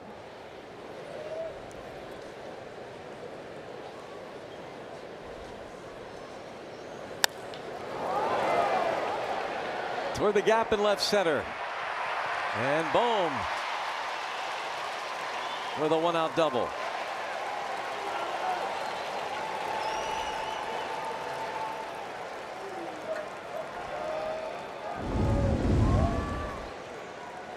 He's going to really make that Philly offense much better. He starts clicking. Off to a slow start. Right there in the middle of all them good left-handed hitters. Seeing over 300 in this road trip. It started in Boston. They took 2 of 3 from the Red Sox before coming to Pittsburgh.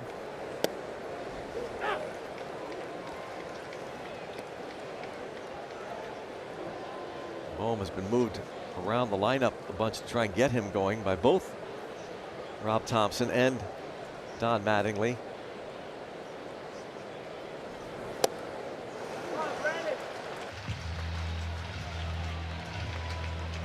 And today it's Dusty Wathan with Mattingly attending his son's graduation.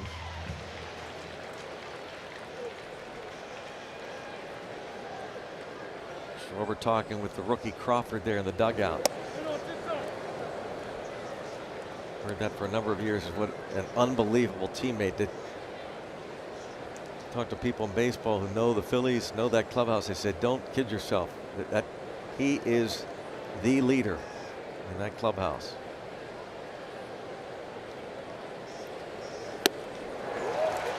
Sisk strikes out another lefty batter. Yeah, he's mowing down the lefties.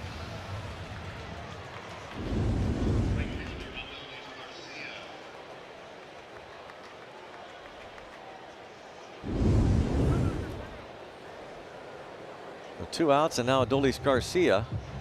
He's going to face Matson. Kelly's going to go to the righty. Sisk faces 7 batters. New pitcher coming on.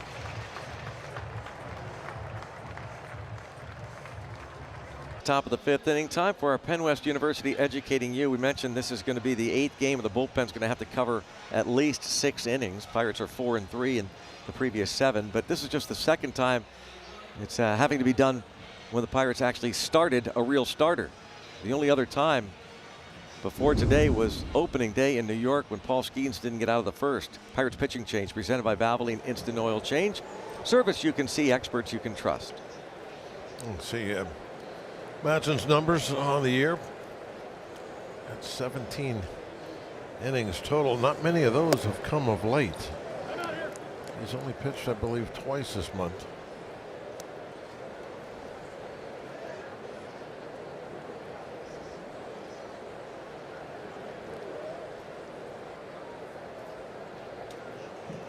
Adolis Garcia fouls it back. Yeah, just the 3rd outing this month for Isaac Matson. Twice on the last road trip, once in Arizona and once in San Fran.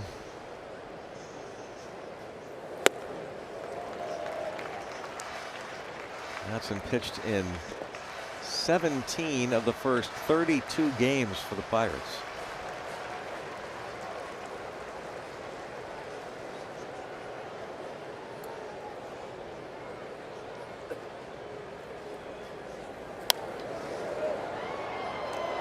This his first outing since last Sunday in San Francisco.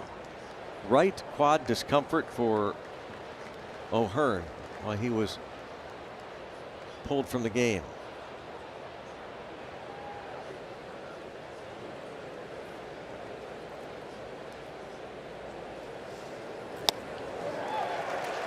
Nice return for Matson. 5-zip Philly.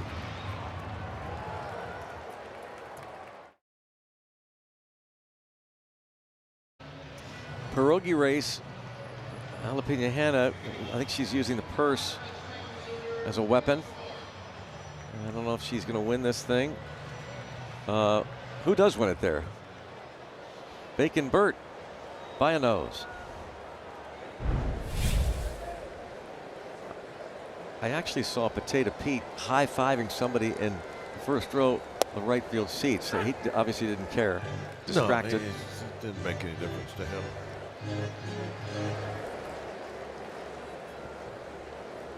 There's Pete on Preakness Day. Nick York first at bat, came on to play right field in the 4th inning. Boom. And 1 out for Christopher Sanchez. Making it look easy, isn't he? Really is. What a trade that was, by the way, for the Phillies. We knew this was going to be a tough assignment. We struggle against these left-handed pitchers. He is a excellent pitcher, no matter how he throws. Traded from Tampa Bay November of 2019 for Curtis Mead. Made his major league debut in June of 2021.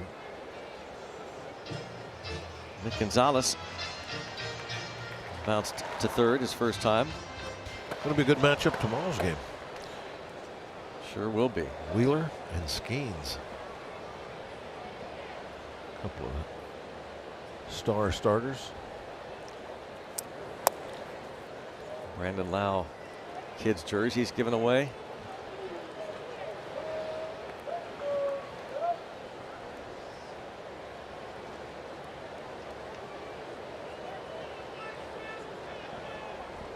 Looking to get something going here against Christopher Sanchez. Nick Gonzalez, a one-out single.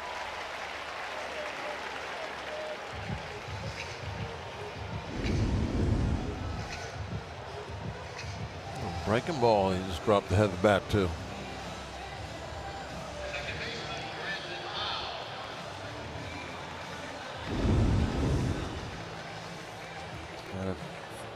Break the scoreboard, 25 consecutive innings without allowing a run now for Christopher Sanchez. Lau struck out first time up. Nifty little play there. The veteran Trey Turner.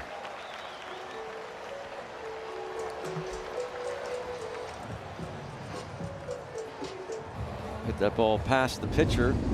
Didn't think it was going to be a double play when Turner had to field it on the second base side, then the little pirouette, and throws on to first for the double play. The veteran Trey Turner. And here now Bryson Stott facing Isaac Mattson. Mattson got the last out of the fifth, striking out Adolis Garcia. Stott, Realmuto, Crawford, bottom third of the order.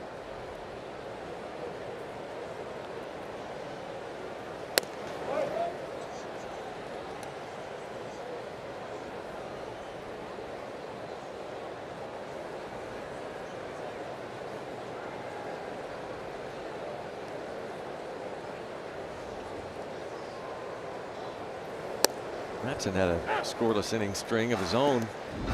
Snapped at the end of April.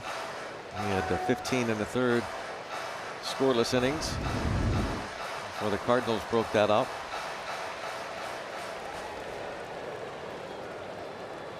His first career win was against the Phillies last year here in June.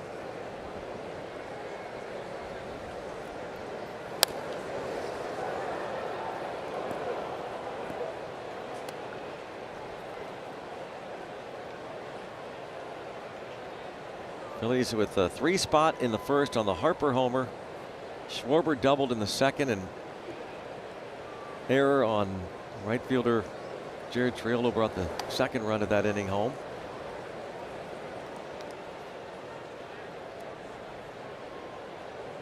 Triolo now at first, with O'Hearn leaving with right quad discomfort.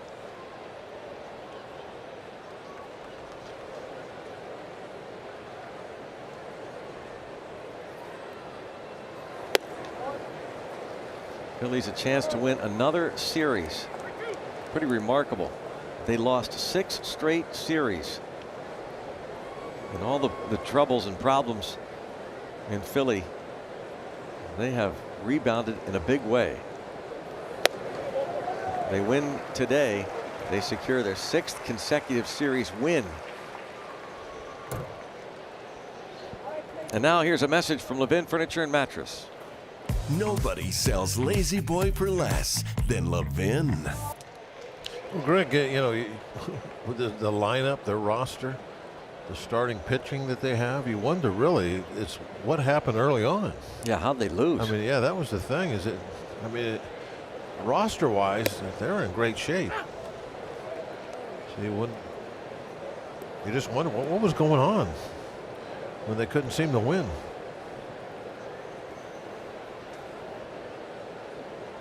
Right. Cost their manager their job. Yeah. Or his job. To center field, Cruz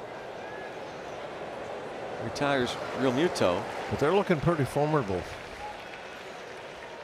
course, so is Atlanta right now. Be interesting to see what happens.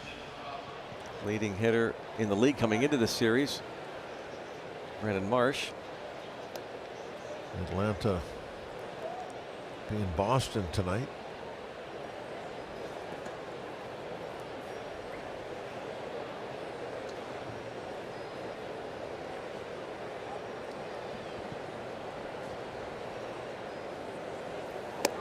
Braves lead the East by 9 games over the Phillies. A 31-14 record, a .689 winning percentage, the best in baseball.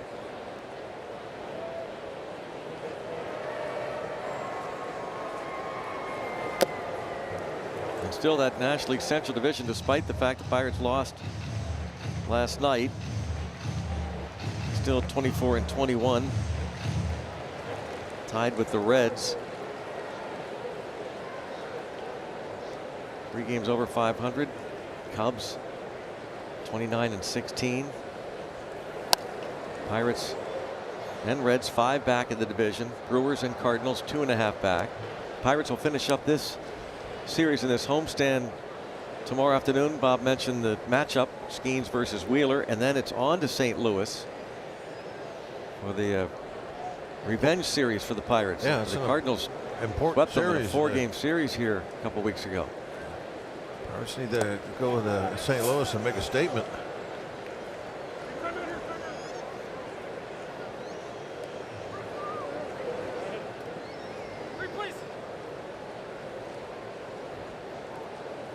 Almost got away. Cardinals were 4-2 winners at home today over the Royals. Battle of Missouri. Rivalry weekend. Bounced to short. Griffin to Lau, but not in time to double up Justin Crawford, and so Turner will bat with 2 outs.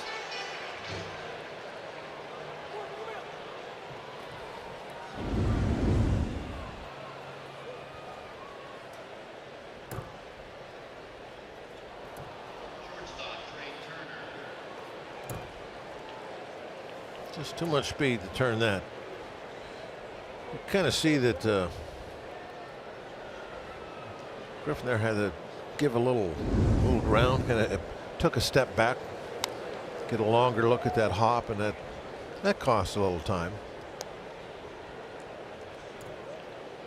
And if you have a slow runner, those things usually will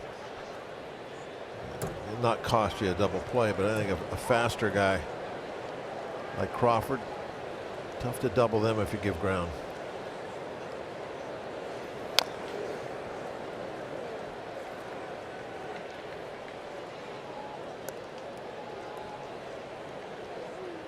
Andy Rodriguez probably won't start again until Tuesday. Just caught that foul ball. Back-to-back starts. The reason we say that is Henry Davis is Paul Skeens' personal catcher, which is interesting, as we've been talking about the fact that he became the personal catcher because of the injury last year to Endy. As Endy was catching Skeens early last season when he got hurt. Bounce foul. Still 0-2 on Turner. And it might be a while for Bart. We don't know. He's got that foot infection. No way to tell when that'll get cleared up, when he'll get back to baseball activity. So for now, it's Henry Davis and Endy Rodriguez. Don Kelly will figure out playing time. Foul territory, Triolo over. Out of play. Endy being a switch hitter gives him a little more flexibility. And Endy too can play some other places if he needs to. First base anyway, for sure.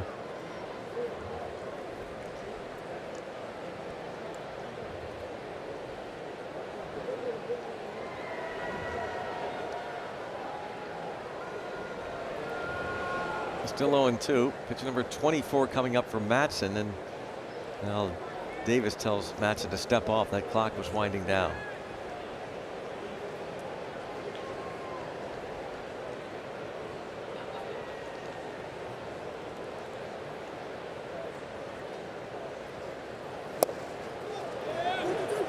This pass ball will allow Crawford to get into scoring position. Davis kind of mad at himself there. After he picked that ball up, he just slammed it down.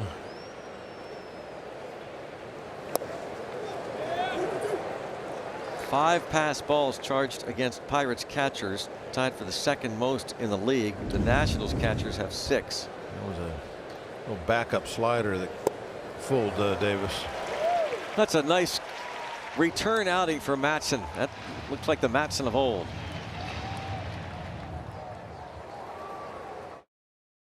Baseball on SNP is presented by AHN, official medical provider of your Pittsburgh Pirates, and by Giant Eagle, your home team for groceries. Armed Forces Day in Major League Baseball, honoring servicemen and women around the country. There's Paul Skeens, Dan Potash talked about that earlier. We showed that moment. It was with Dick McCaffrey, World War II veteran. Well, now we are in the bottom of the 6th inning, and time is a-wasting. Have to do something. Didn't make a move, huh? Now. Wouldn't you say? Well, yeah, but I mean, just saying it's not going to help. So far, we haven't really had much breakthrough here. Just 55 pitches thrown. I mean, he's on a roll, and he's throwing left-handed, which we struggle with.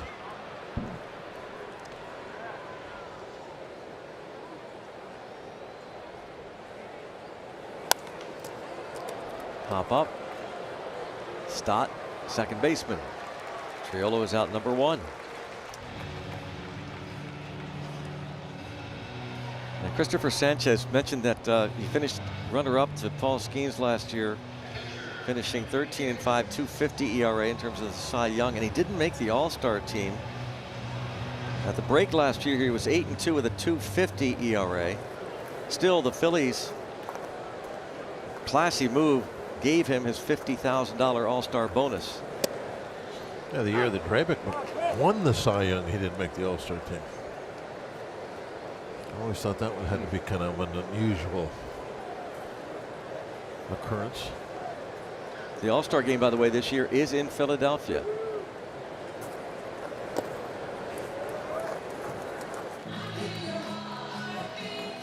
Ball and a strike.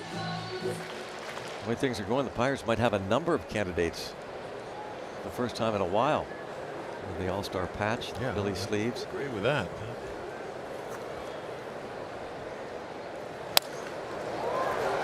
Broken bat line out to Bohm.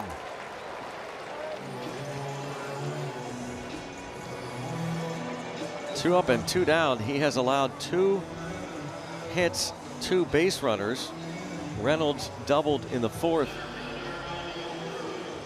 And Gonzalez singled with 1 out last inning. Cruz has struck out both times he's come to the plate.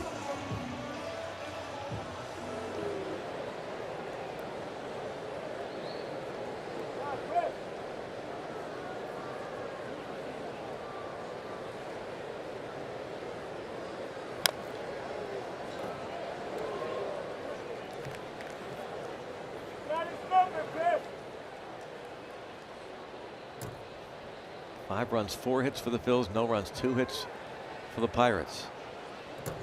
Chandler, Sisk, Matson on the mound for the Bucks today, and it's all Christopher Sanchez for the Phillies.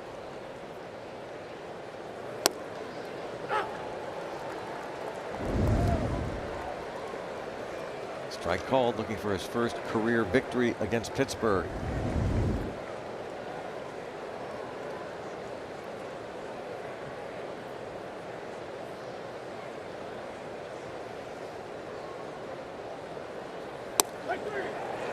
Struck him out looking.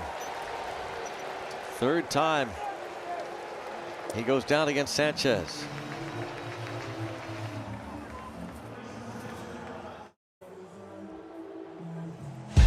You can stream Pirates games at home or on the go with SNP 360. Just go to getsnp360.com or scan the QR code. Log in with your provider and get direct access to live games, plus all of the Pittsburgh sports content you love.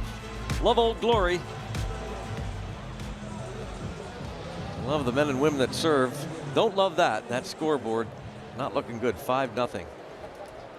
Phillies trying to take this series. Pirates swept the Phils last time these two clubs met here. And here is Schwarber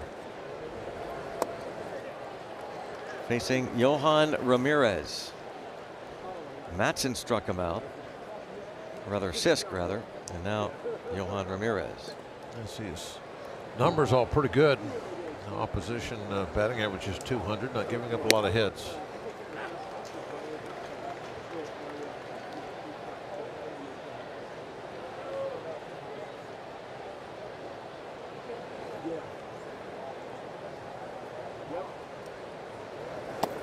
How about that? 3 pitches. And Ramirez said time and time again how nasty he can be, but then just can't find the plate some outings. Oh yeah, on a given night he can be as tough to put in play as anybody we have. Oh, Bryce Harper is working on a win presented by the Home Depot. 1 for 2 with 3-run homer.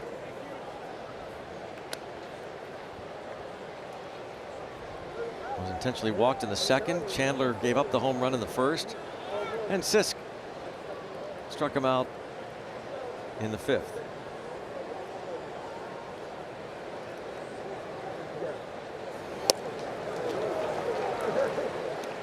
And here, I mean, it's early this inning in this outing for Ramirez, but this is like the dominating performance that you can see from him at times.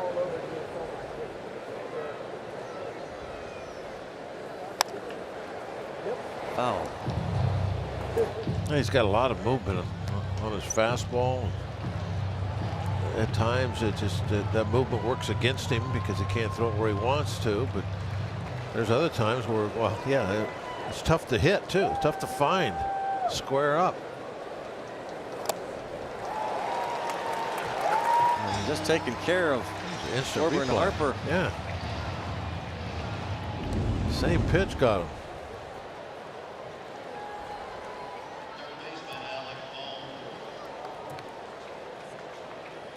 Last Sunday he came on to try and earn the save in extra innings against the San Francisco Giants. Pirates had the 2-run lead and he got the first out, then a walk, got the second out, gave up a 2-run single, hit the next 2 batters. Base hit Alec Boehm.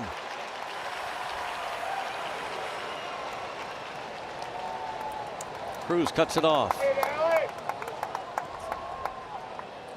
Yeah, nice play by Cruz. I thought that was going to be a little bit of a problem, keeping Boehm off second base with 2 outs. But he got there, and of course that big arm, everybody knows about it. So if he turns to throw and you're not well on your way, you're going to stop. It's almost like when Boehm hit the ball, I don't know, the impression he gave me was, well, Cruz is going to get to it, so I've got no chance for a double anyway. Now right there, I'm thinking, because the ball's going further away from Cruz. It's moving that direction. That's when I thought, well, he's probably going to go 2. And just over the outstretched glove of Connor Griffin. And that's why it was such an important play. Yeah, that's another run for him right there if Cruz doesn't cut that ball off in the gap.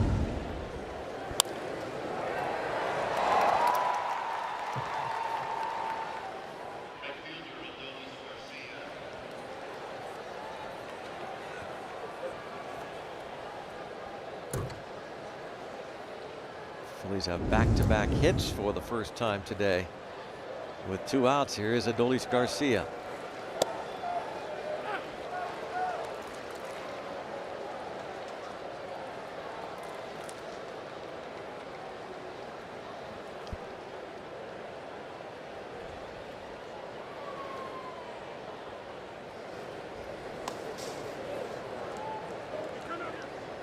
Nice job by Davis keeping that off the backstop.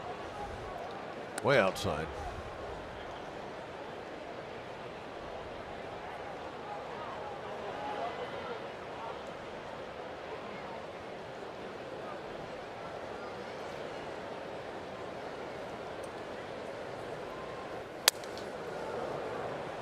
Ouch. Yeah, it sounded like that broke the bat. Yep. Probably didn't feel real good on webbing of your hand in between the thumb and finger. Yeah, that was down below the paint on the bat.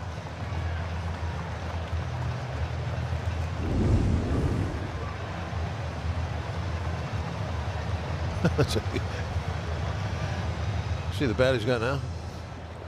He went from the yeah, he's got a painted handle. Yeah. He went from the barrel being painted and the bare handle. He went the other way. Strike three. 3 strikeouts for Ramirez, and now Adolis Garcia hitless in his last 22 at bats. 5-0 Phils. Let's recap what's happened so far in the game in our dashboard report presented by your Western PA GMC dealers. Story really is the starters. Christopher Sanchez, almost unhittable. Bubba Chandler just didn't have it. And Schwarber delivered a double. Ryan Reynolds, one of the 2 Pirate hits, he doubled and bounces this ball fair over the bag. Reynolds with his second double in as many at bats. Connor Griffin rather, as Reynolds comes to the plate. Connor Griffin picks up his first hit of the game and second hit of the series. A double just over the bag. See what it is he threw. Couldn't really tell right there. Probably a changeup. Wow. Right on that first bounce, Greg, must put some weird spin on it, because the first bounce hit the chalk down by home plate. Second bounce hit the chalk. It had to come back a little bit. That was wild. Yeah, normally if you hit the chalk with your first bounce, by the time it goes by the bag, it's going to be well foul. So Griffin with the double. And now Reynolds, who doubled, and take another there look. There it is. Look, see, it hit the chalk line right by his foot. That's wild. And then hits it again. Rarely see that. 2-0. There's the mark. The first bounce.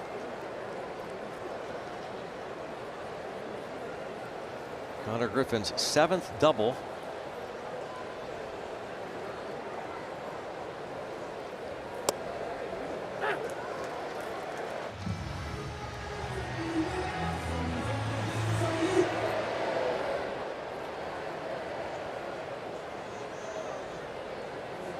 Reynolds calls time. We've talked a lot about Connor Griffin making adjustments as the game goes on. Figuring out a pitcher. 2-1 now on Reynolds. Fly ball to center. 1 out.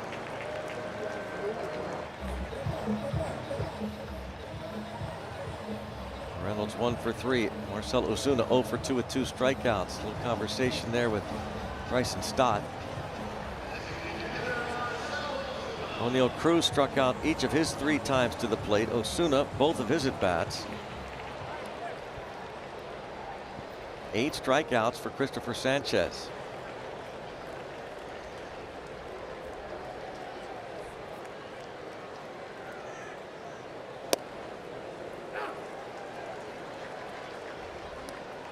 And that pitch count very much in order. Yeah, it's not a problem for him right now. We can, string a couple of hits together, and maybe we can get it up there a little bit.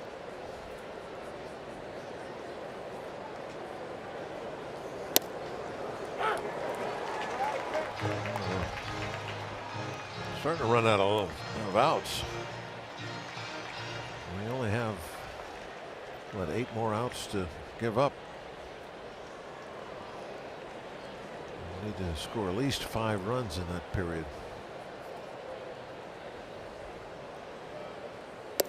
Christopher Sanchez has 3 career complete games in the major leagues. Well, I like what I just saw. They were going to go inside with a fastball. He missed way away. So, I mean, it's just one pitch, but maybe that's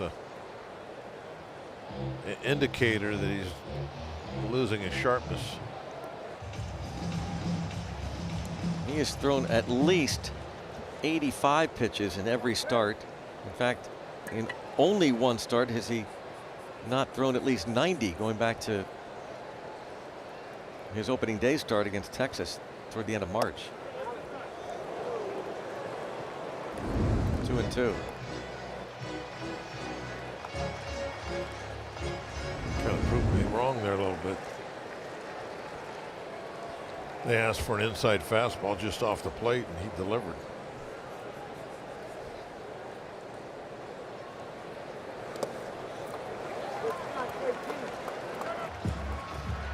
Justin Lawrence going to pitch the 8th for the Pirates. Chandler went 3, gave up the 5 runs, 4 earned. Sisk 1 2/3 scoreless. Matson 1 1/3. Ramirez a scoreless. 3-2. Trying to get on the board here against Sanchez. Has that scoreless inning streak still intact. Foul ball, gets a piece.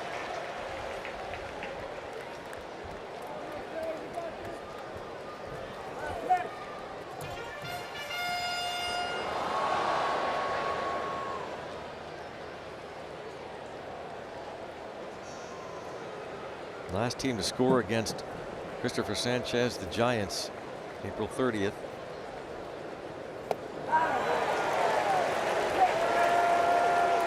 Nine strikeouts. He gets Osuna for a third time. For some reason, he really enjoys getting Osuna. Yeah, in particular, yes. I mean, his reaction last time he got him was like pumping his fist like it was a playoff game. And even this time, big smile on his face for strike 3 with Osuna. Don't know if that has anything to do with the success Osuna has had. I don't know. Against Sanchez coming into this game. Showing some emotion when he gets him out.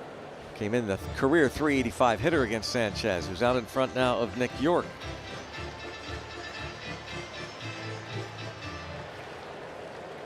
Looking for his second 10 strikeout game of the month and 3rd of the season.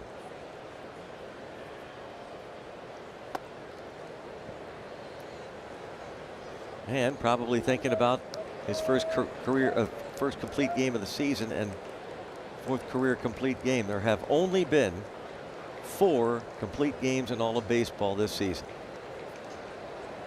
Sandy Alcantara of the Marlins, Merrill Kelly of the D-backs last night, George Kirby of the Mariners, and Bailey Ober of the Twins.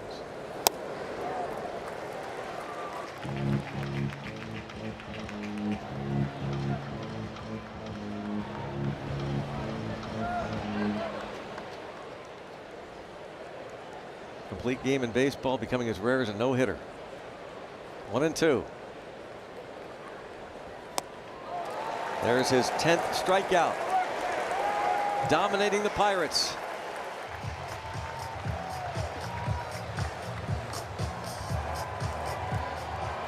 Pirates baseball on SNP is presented by MetaConnect, Medicare made simple, and by McClellan's Contracting and Roofing. If our name goes on it, we stand behind it, so you can stand in it.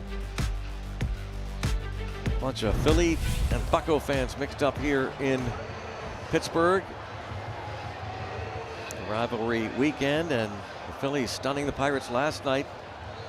The Bucs scored 6 in the 3rd. They came back. The Phillies scored 3 in the 1st, 2 in the 2nd, and Christopher Sanchez trying to put a lid on it. And no thought of a Pirate comeback from his vantage point.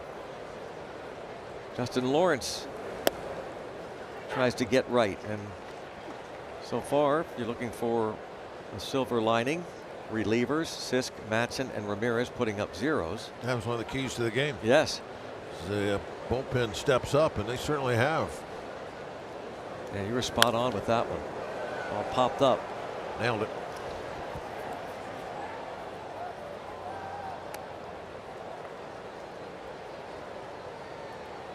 Lawrence, another guy who's been really having trouble. Bryce Harper giving everybody trouble lately.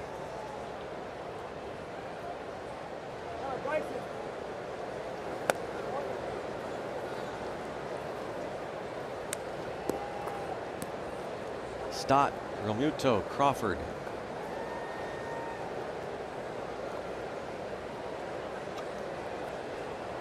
Everybody in the starting lineup has reached at least once for the Phillies. Fastball gets him.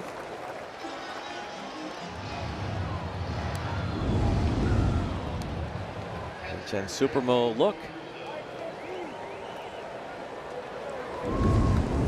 That was about 6 inches too short.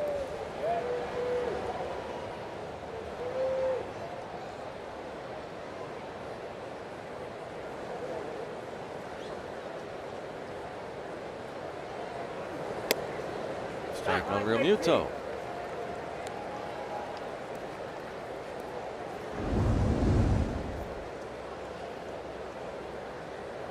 Thought about a challenge, maybe. Now they have 2 of them. Could have used one there, I guess. High chopper. Lawrence. 2 outs.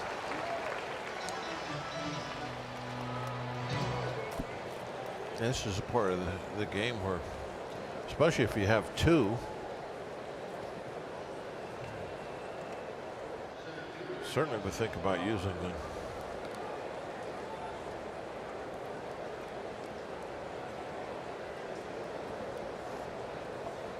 He's probably thinking, no, he'd rather have him when he's catching than hitting with a 5-run lead.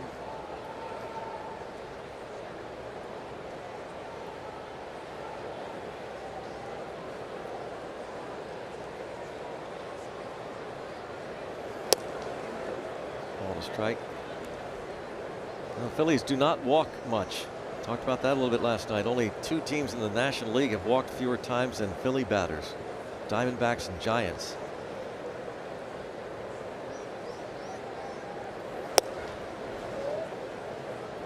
Lawrence looking for a 1-2-3-8. Of course, Schwarber leading this offense.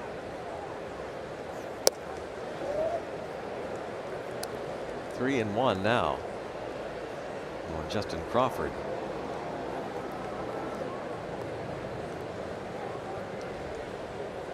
(16 1/3 innings). Lawrence has walked 6 unintentionally.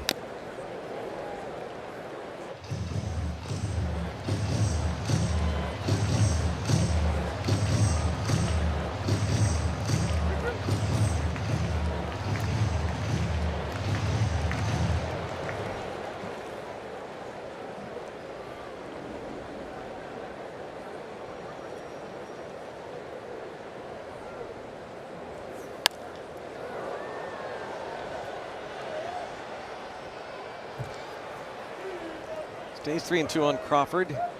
His dad, Carl Crawford, spent 14 years playing in the big leagues, 4 All-Stars, 4 times making it to the Midsummer Classic. Second cousin of J.P. Crawford of the Mariners, who was once a Phillies first-round pick and was ball 4. Second time he's walked. I don't know if you're going to throw ball 4, do it like he did. Make it a good one.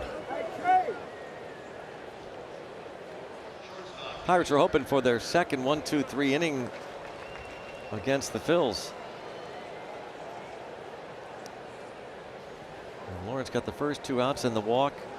Last inning, Ramirez got the first 2, and then back-to-back hits before striking out Garcia. And once again, Turner at the plate with Schwarber on deck.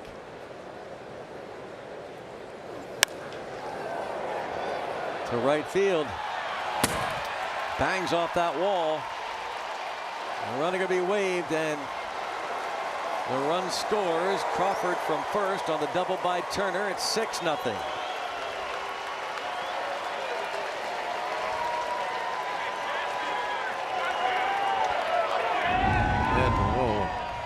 Insurance to their significant lead, even though they seem like they need much. It's a 3-hit shutout in progress.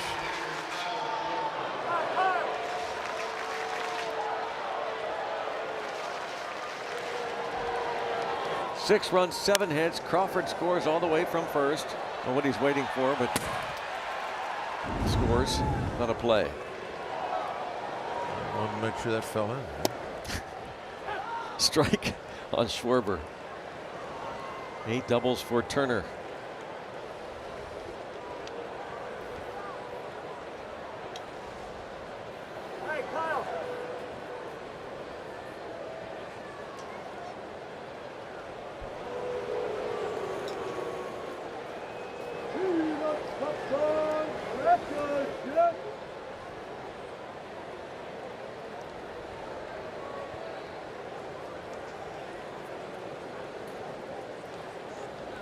Phillies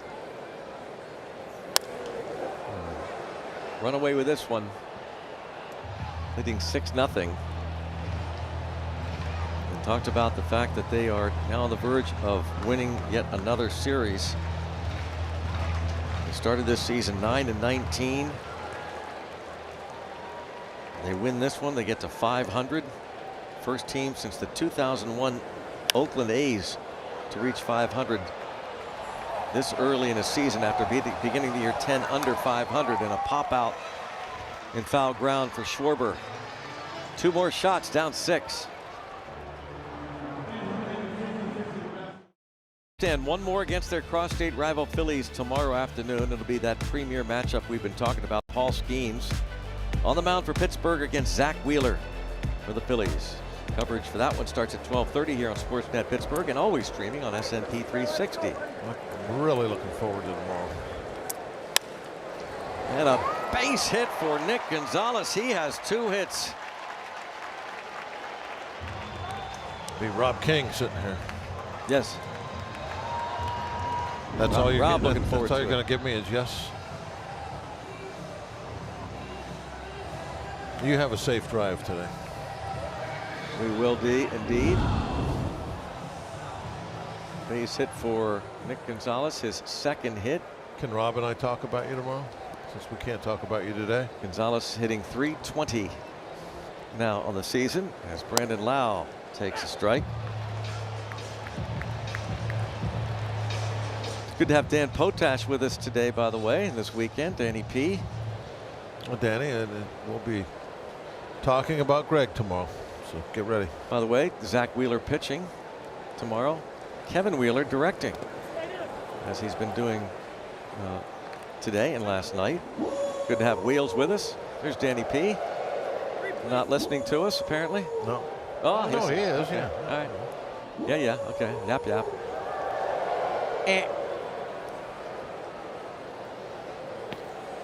Fun year for the Penguins. Dan Potash following the Penguinis all year. 0-2 on Lau. And he strikes out looking. That's 11 strikeouts for Sanchez. Tomorrow afternoon, 1:35. All kids 14 and under. Get a Brandon Lau kids jersey. Get your tickets at pirates.com. Tomorrow afternoon, that great pitching matchup. Kids run the bases after the game. Family Fun Zone out on Federal Street starting at 11 a.m. It's a youth baseball and softball day. All kinds of stuff going on.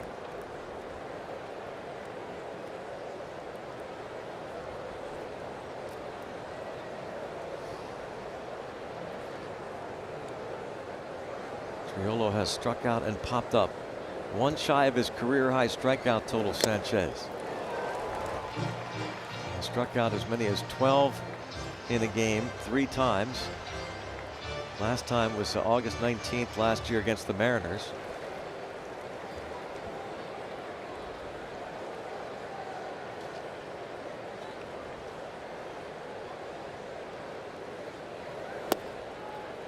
Still bugs me sometimes when I see pitchers shake their head no, and they're not even looking at the plate. It's like they're just listening. Nope. Dawns on me. Oh yeah, they're hearing the signs.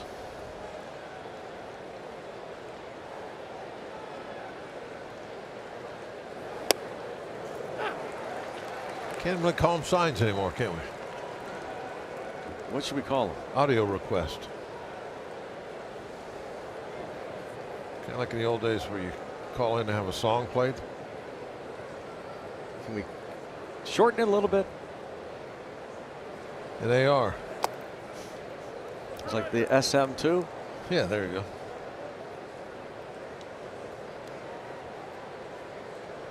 Actually, Lexi's the SM1. 3-2 on Triolo. Matthew will be here tomorrow, our SM2 stage manager. 3-2. There it is. A dozen.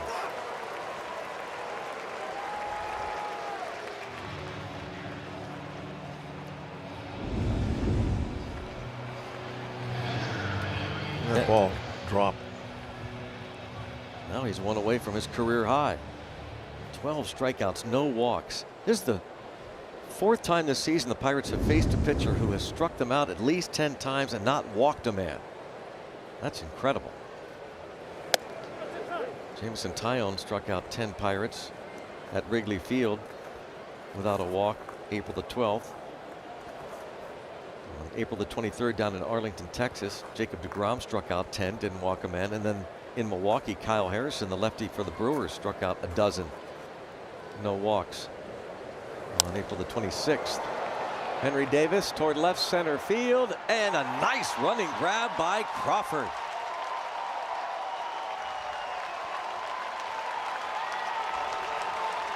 Keeps the shutout intact. Yep, that was the kind of play of the game right there. Decides to go to the ground to make sure. Well, Crawford made a nice catch. Using those wheels in left center. Closes that gap. Makes the catch and then goes to the ground.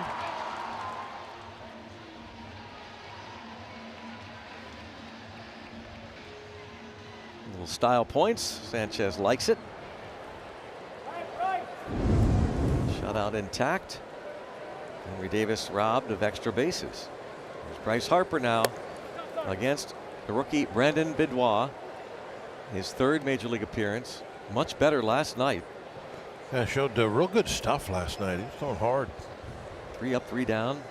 Struck out Adolis Garcia, Trey Turner, and then got Schwarber to line out to center.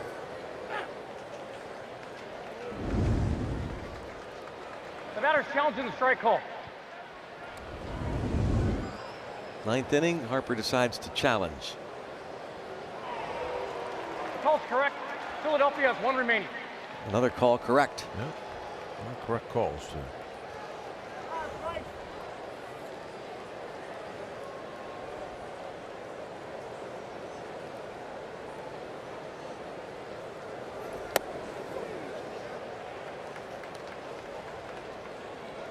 Remember when you used to make collect calls? Sure. Why don't you explain that to? No. Oh. No, this ball game's going. It'll take a while. Well, you asked me. 2-1. A lot of people have no idea what you're talking about. 3-1 on Harper. We used to have to pay for phone calls. Somebody would have to pay for it. Usually it's the caller. Ball 4. Well, let's talk about Brandon Bidwell, and Dan Potash has more. Yeah, Brownie, you know, this is rivalry weekend, and I decided to ask Brandon about his big rivalry growing up. Now, as we all know, he's from Brisbane, Queensland in Australia, and he told me that taking on New South Wales is a big deal. It's definitely one state he didn't like very much growing up. Brandon said it all stems from the sport of rugby, where Queensland and New South Wales meet every year in the State of Origin, a 3-game tournament that began back in 1980, but the battle between the Blues and the Maroons goes way back to the early 1900s. So in the land down under, there is no love lost between these two rugby or baseball matchups. Oh, by the way, the 2026 version of the State of the Union, or the State of Union, kicks off in just a couple of weeks. Really cool to hear him talk about that. And trust me, he was very excited and pumped up about his Maroons. It's I think they take their sports very seriously in Australia. Yeah, they do. And now they've taken baseball very seriously. And you know, there are more and more Australians playing the game than ever before the last several years. going back to, I think it was Craig Shipley in the mid-'80s. Played for the Padres a number of years, the Dodgers, and then Dave Nilsson, catcher outfielder for the Brewers a number of years.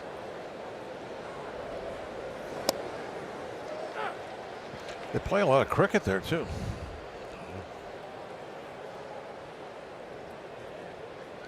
That's one of their big sports.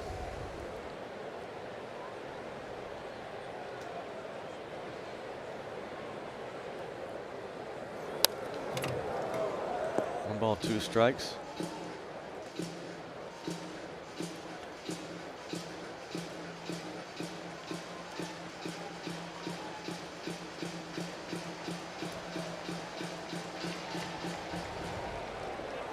Another there's a familiar Fanatic glove that Harper dons. Often wears the Fanatic headband. He's all in, a Philly. Philly mascot. Yep, he is. Harper, who is in the 8th year of his 13-year deal, now at the age of 33.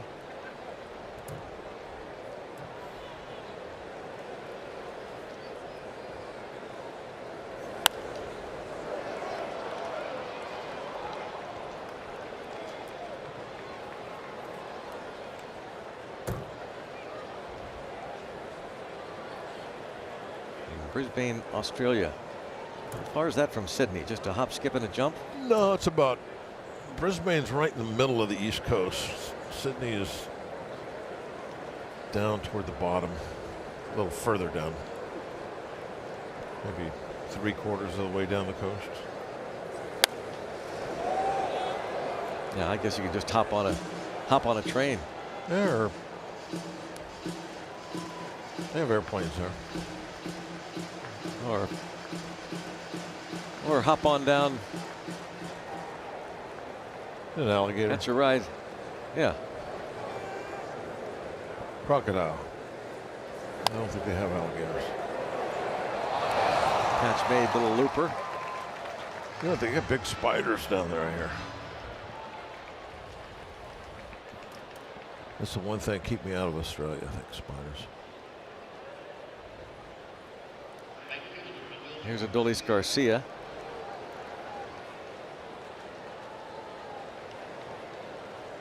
Well, the Phillies jumped on the Pirates with that 3 spot. And then 2 more in the second.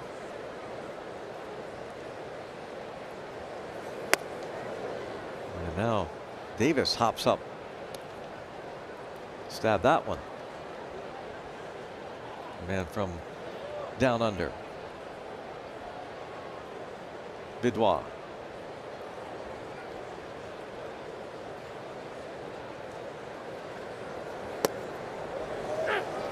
Pirates look to bounce back tomorrow.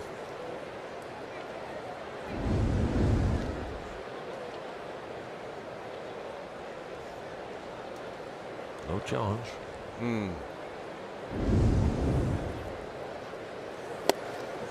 Oh, 1 and 2. Hop that one up there to 96.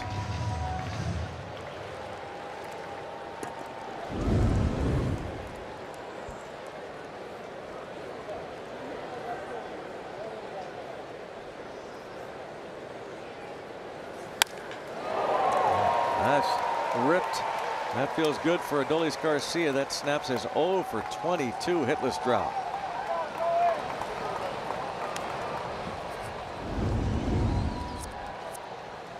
That fastball 98. Is down a little further than that one he swung and missed.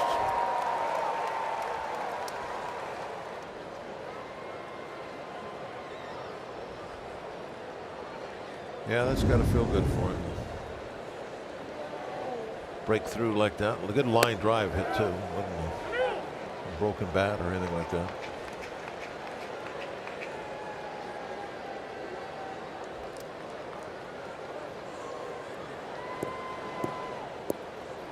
Oh, 0-1 on Stott. Pirates trail by 6. Popped it up. be the final out. Benoit puts up a 0 in the 9th.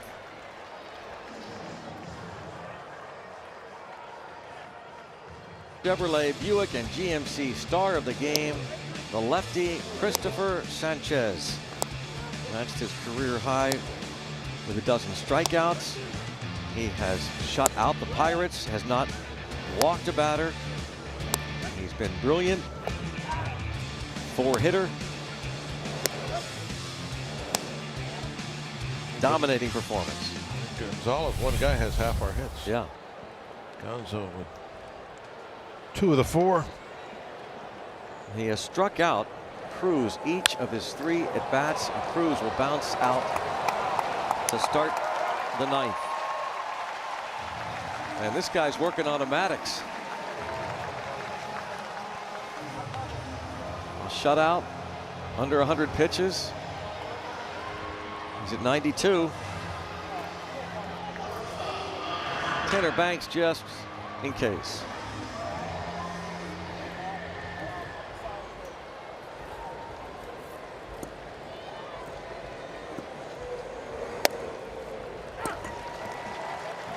If he does finish this up, he'll be the 5th Phillies starter since 1913 to pitch a complete game shutout with 12 or more strikeouts and no walks.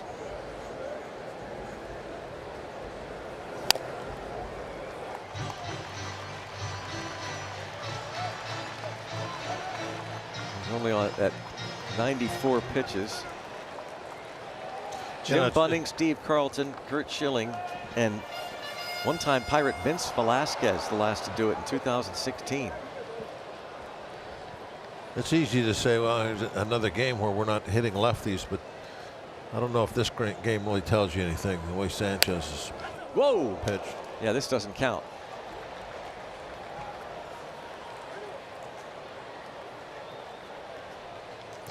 Everybody's okay.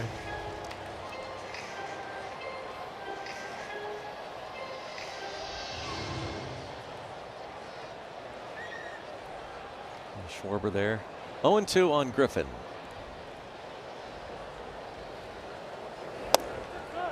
Oh.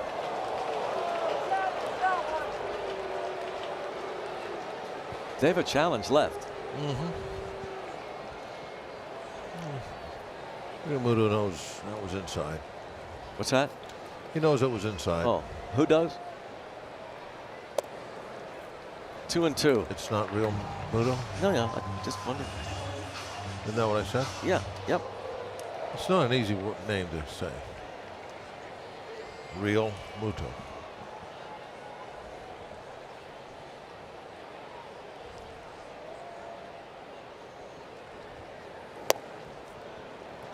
Now in danger, perhaps.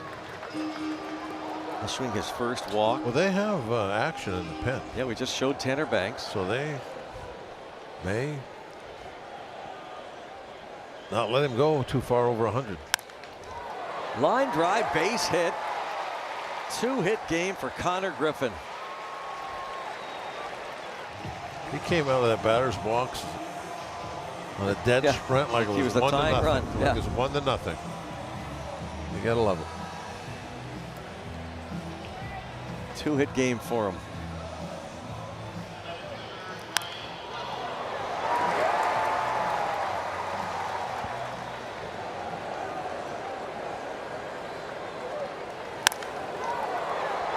There it goes. Look at. And that's a fair ball for Brian Reynolds. First and third with 1 out.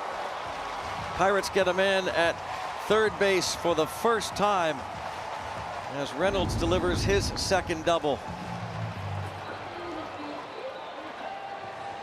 Now Greg Osuna maybe gets a little revenge for all the fist pumping and the smiling and the happiness that he's had to kind of deal with Sanchez out there. Sanchez really enjoying his previous 3 matchups versus Osuna.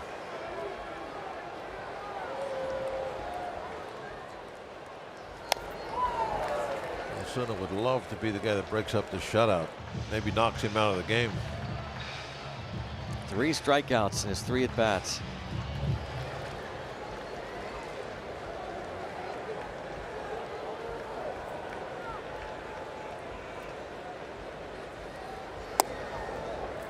Yeah, I'm thinking along with Don Mattingly, the acting manager is Dusty Wathan.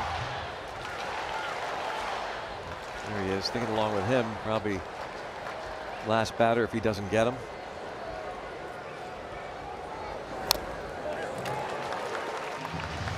He would love to register his career-high 13th strikeout against Osuna.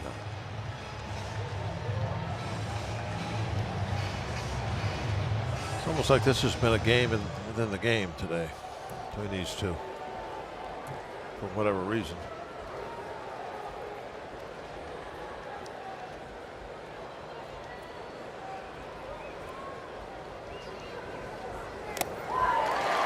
There it is.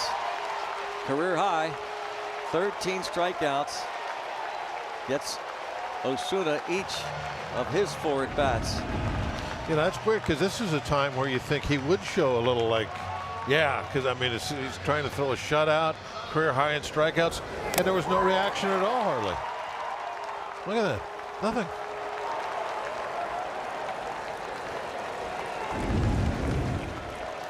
Strange. They will give Reynolds second base. Defensive indifference.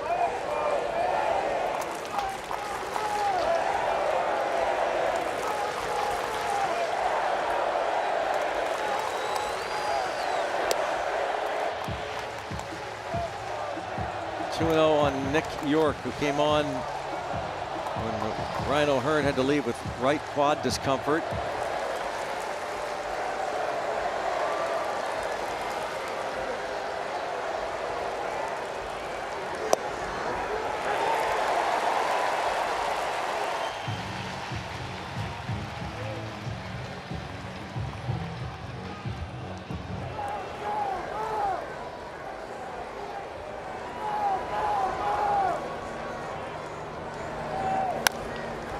Chopper, deep, short. Turner's throw in the dirt. Scoop by Harper. Complete game shutout for Christopher Sanchez. And the Phillies are at 500. And they win their 6th consecutive series. What a masterful job of pitching. Yeah, we talked about it earlier. Just keeps it simple. He did. Silver lining, the bullpen did a very good job today. They had to pitch it the most, what, 3/4 of this game it seemed like, and they only gave up the 1 run against a very tough lineup, so they did a good job. But that's about it. Sanchez allows 6 hits, no runs, no walks, and 13 strikeouts, career high. He goes to 5-2. The Phillies go to 500. Pirates drop to 24-22. And the Phillies become the first team since the 2005 Yankees, as they have the 6th straight series dropped and recover to win the next 6 straight. Coming up, we'll break it down for you back in the studios as Christopher Sanchez dominates in a 6-0 shutout over the Buccos.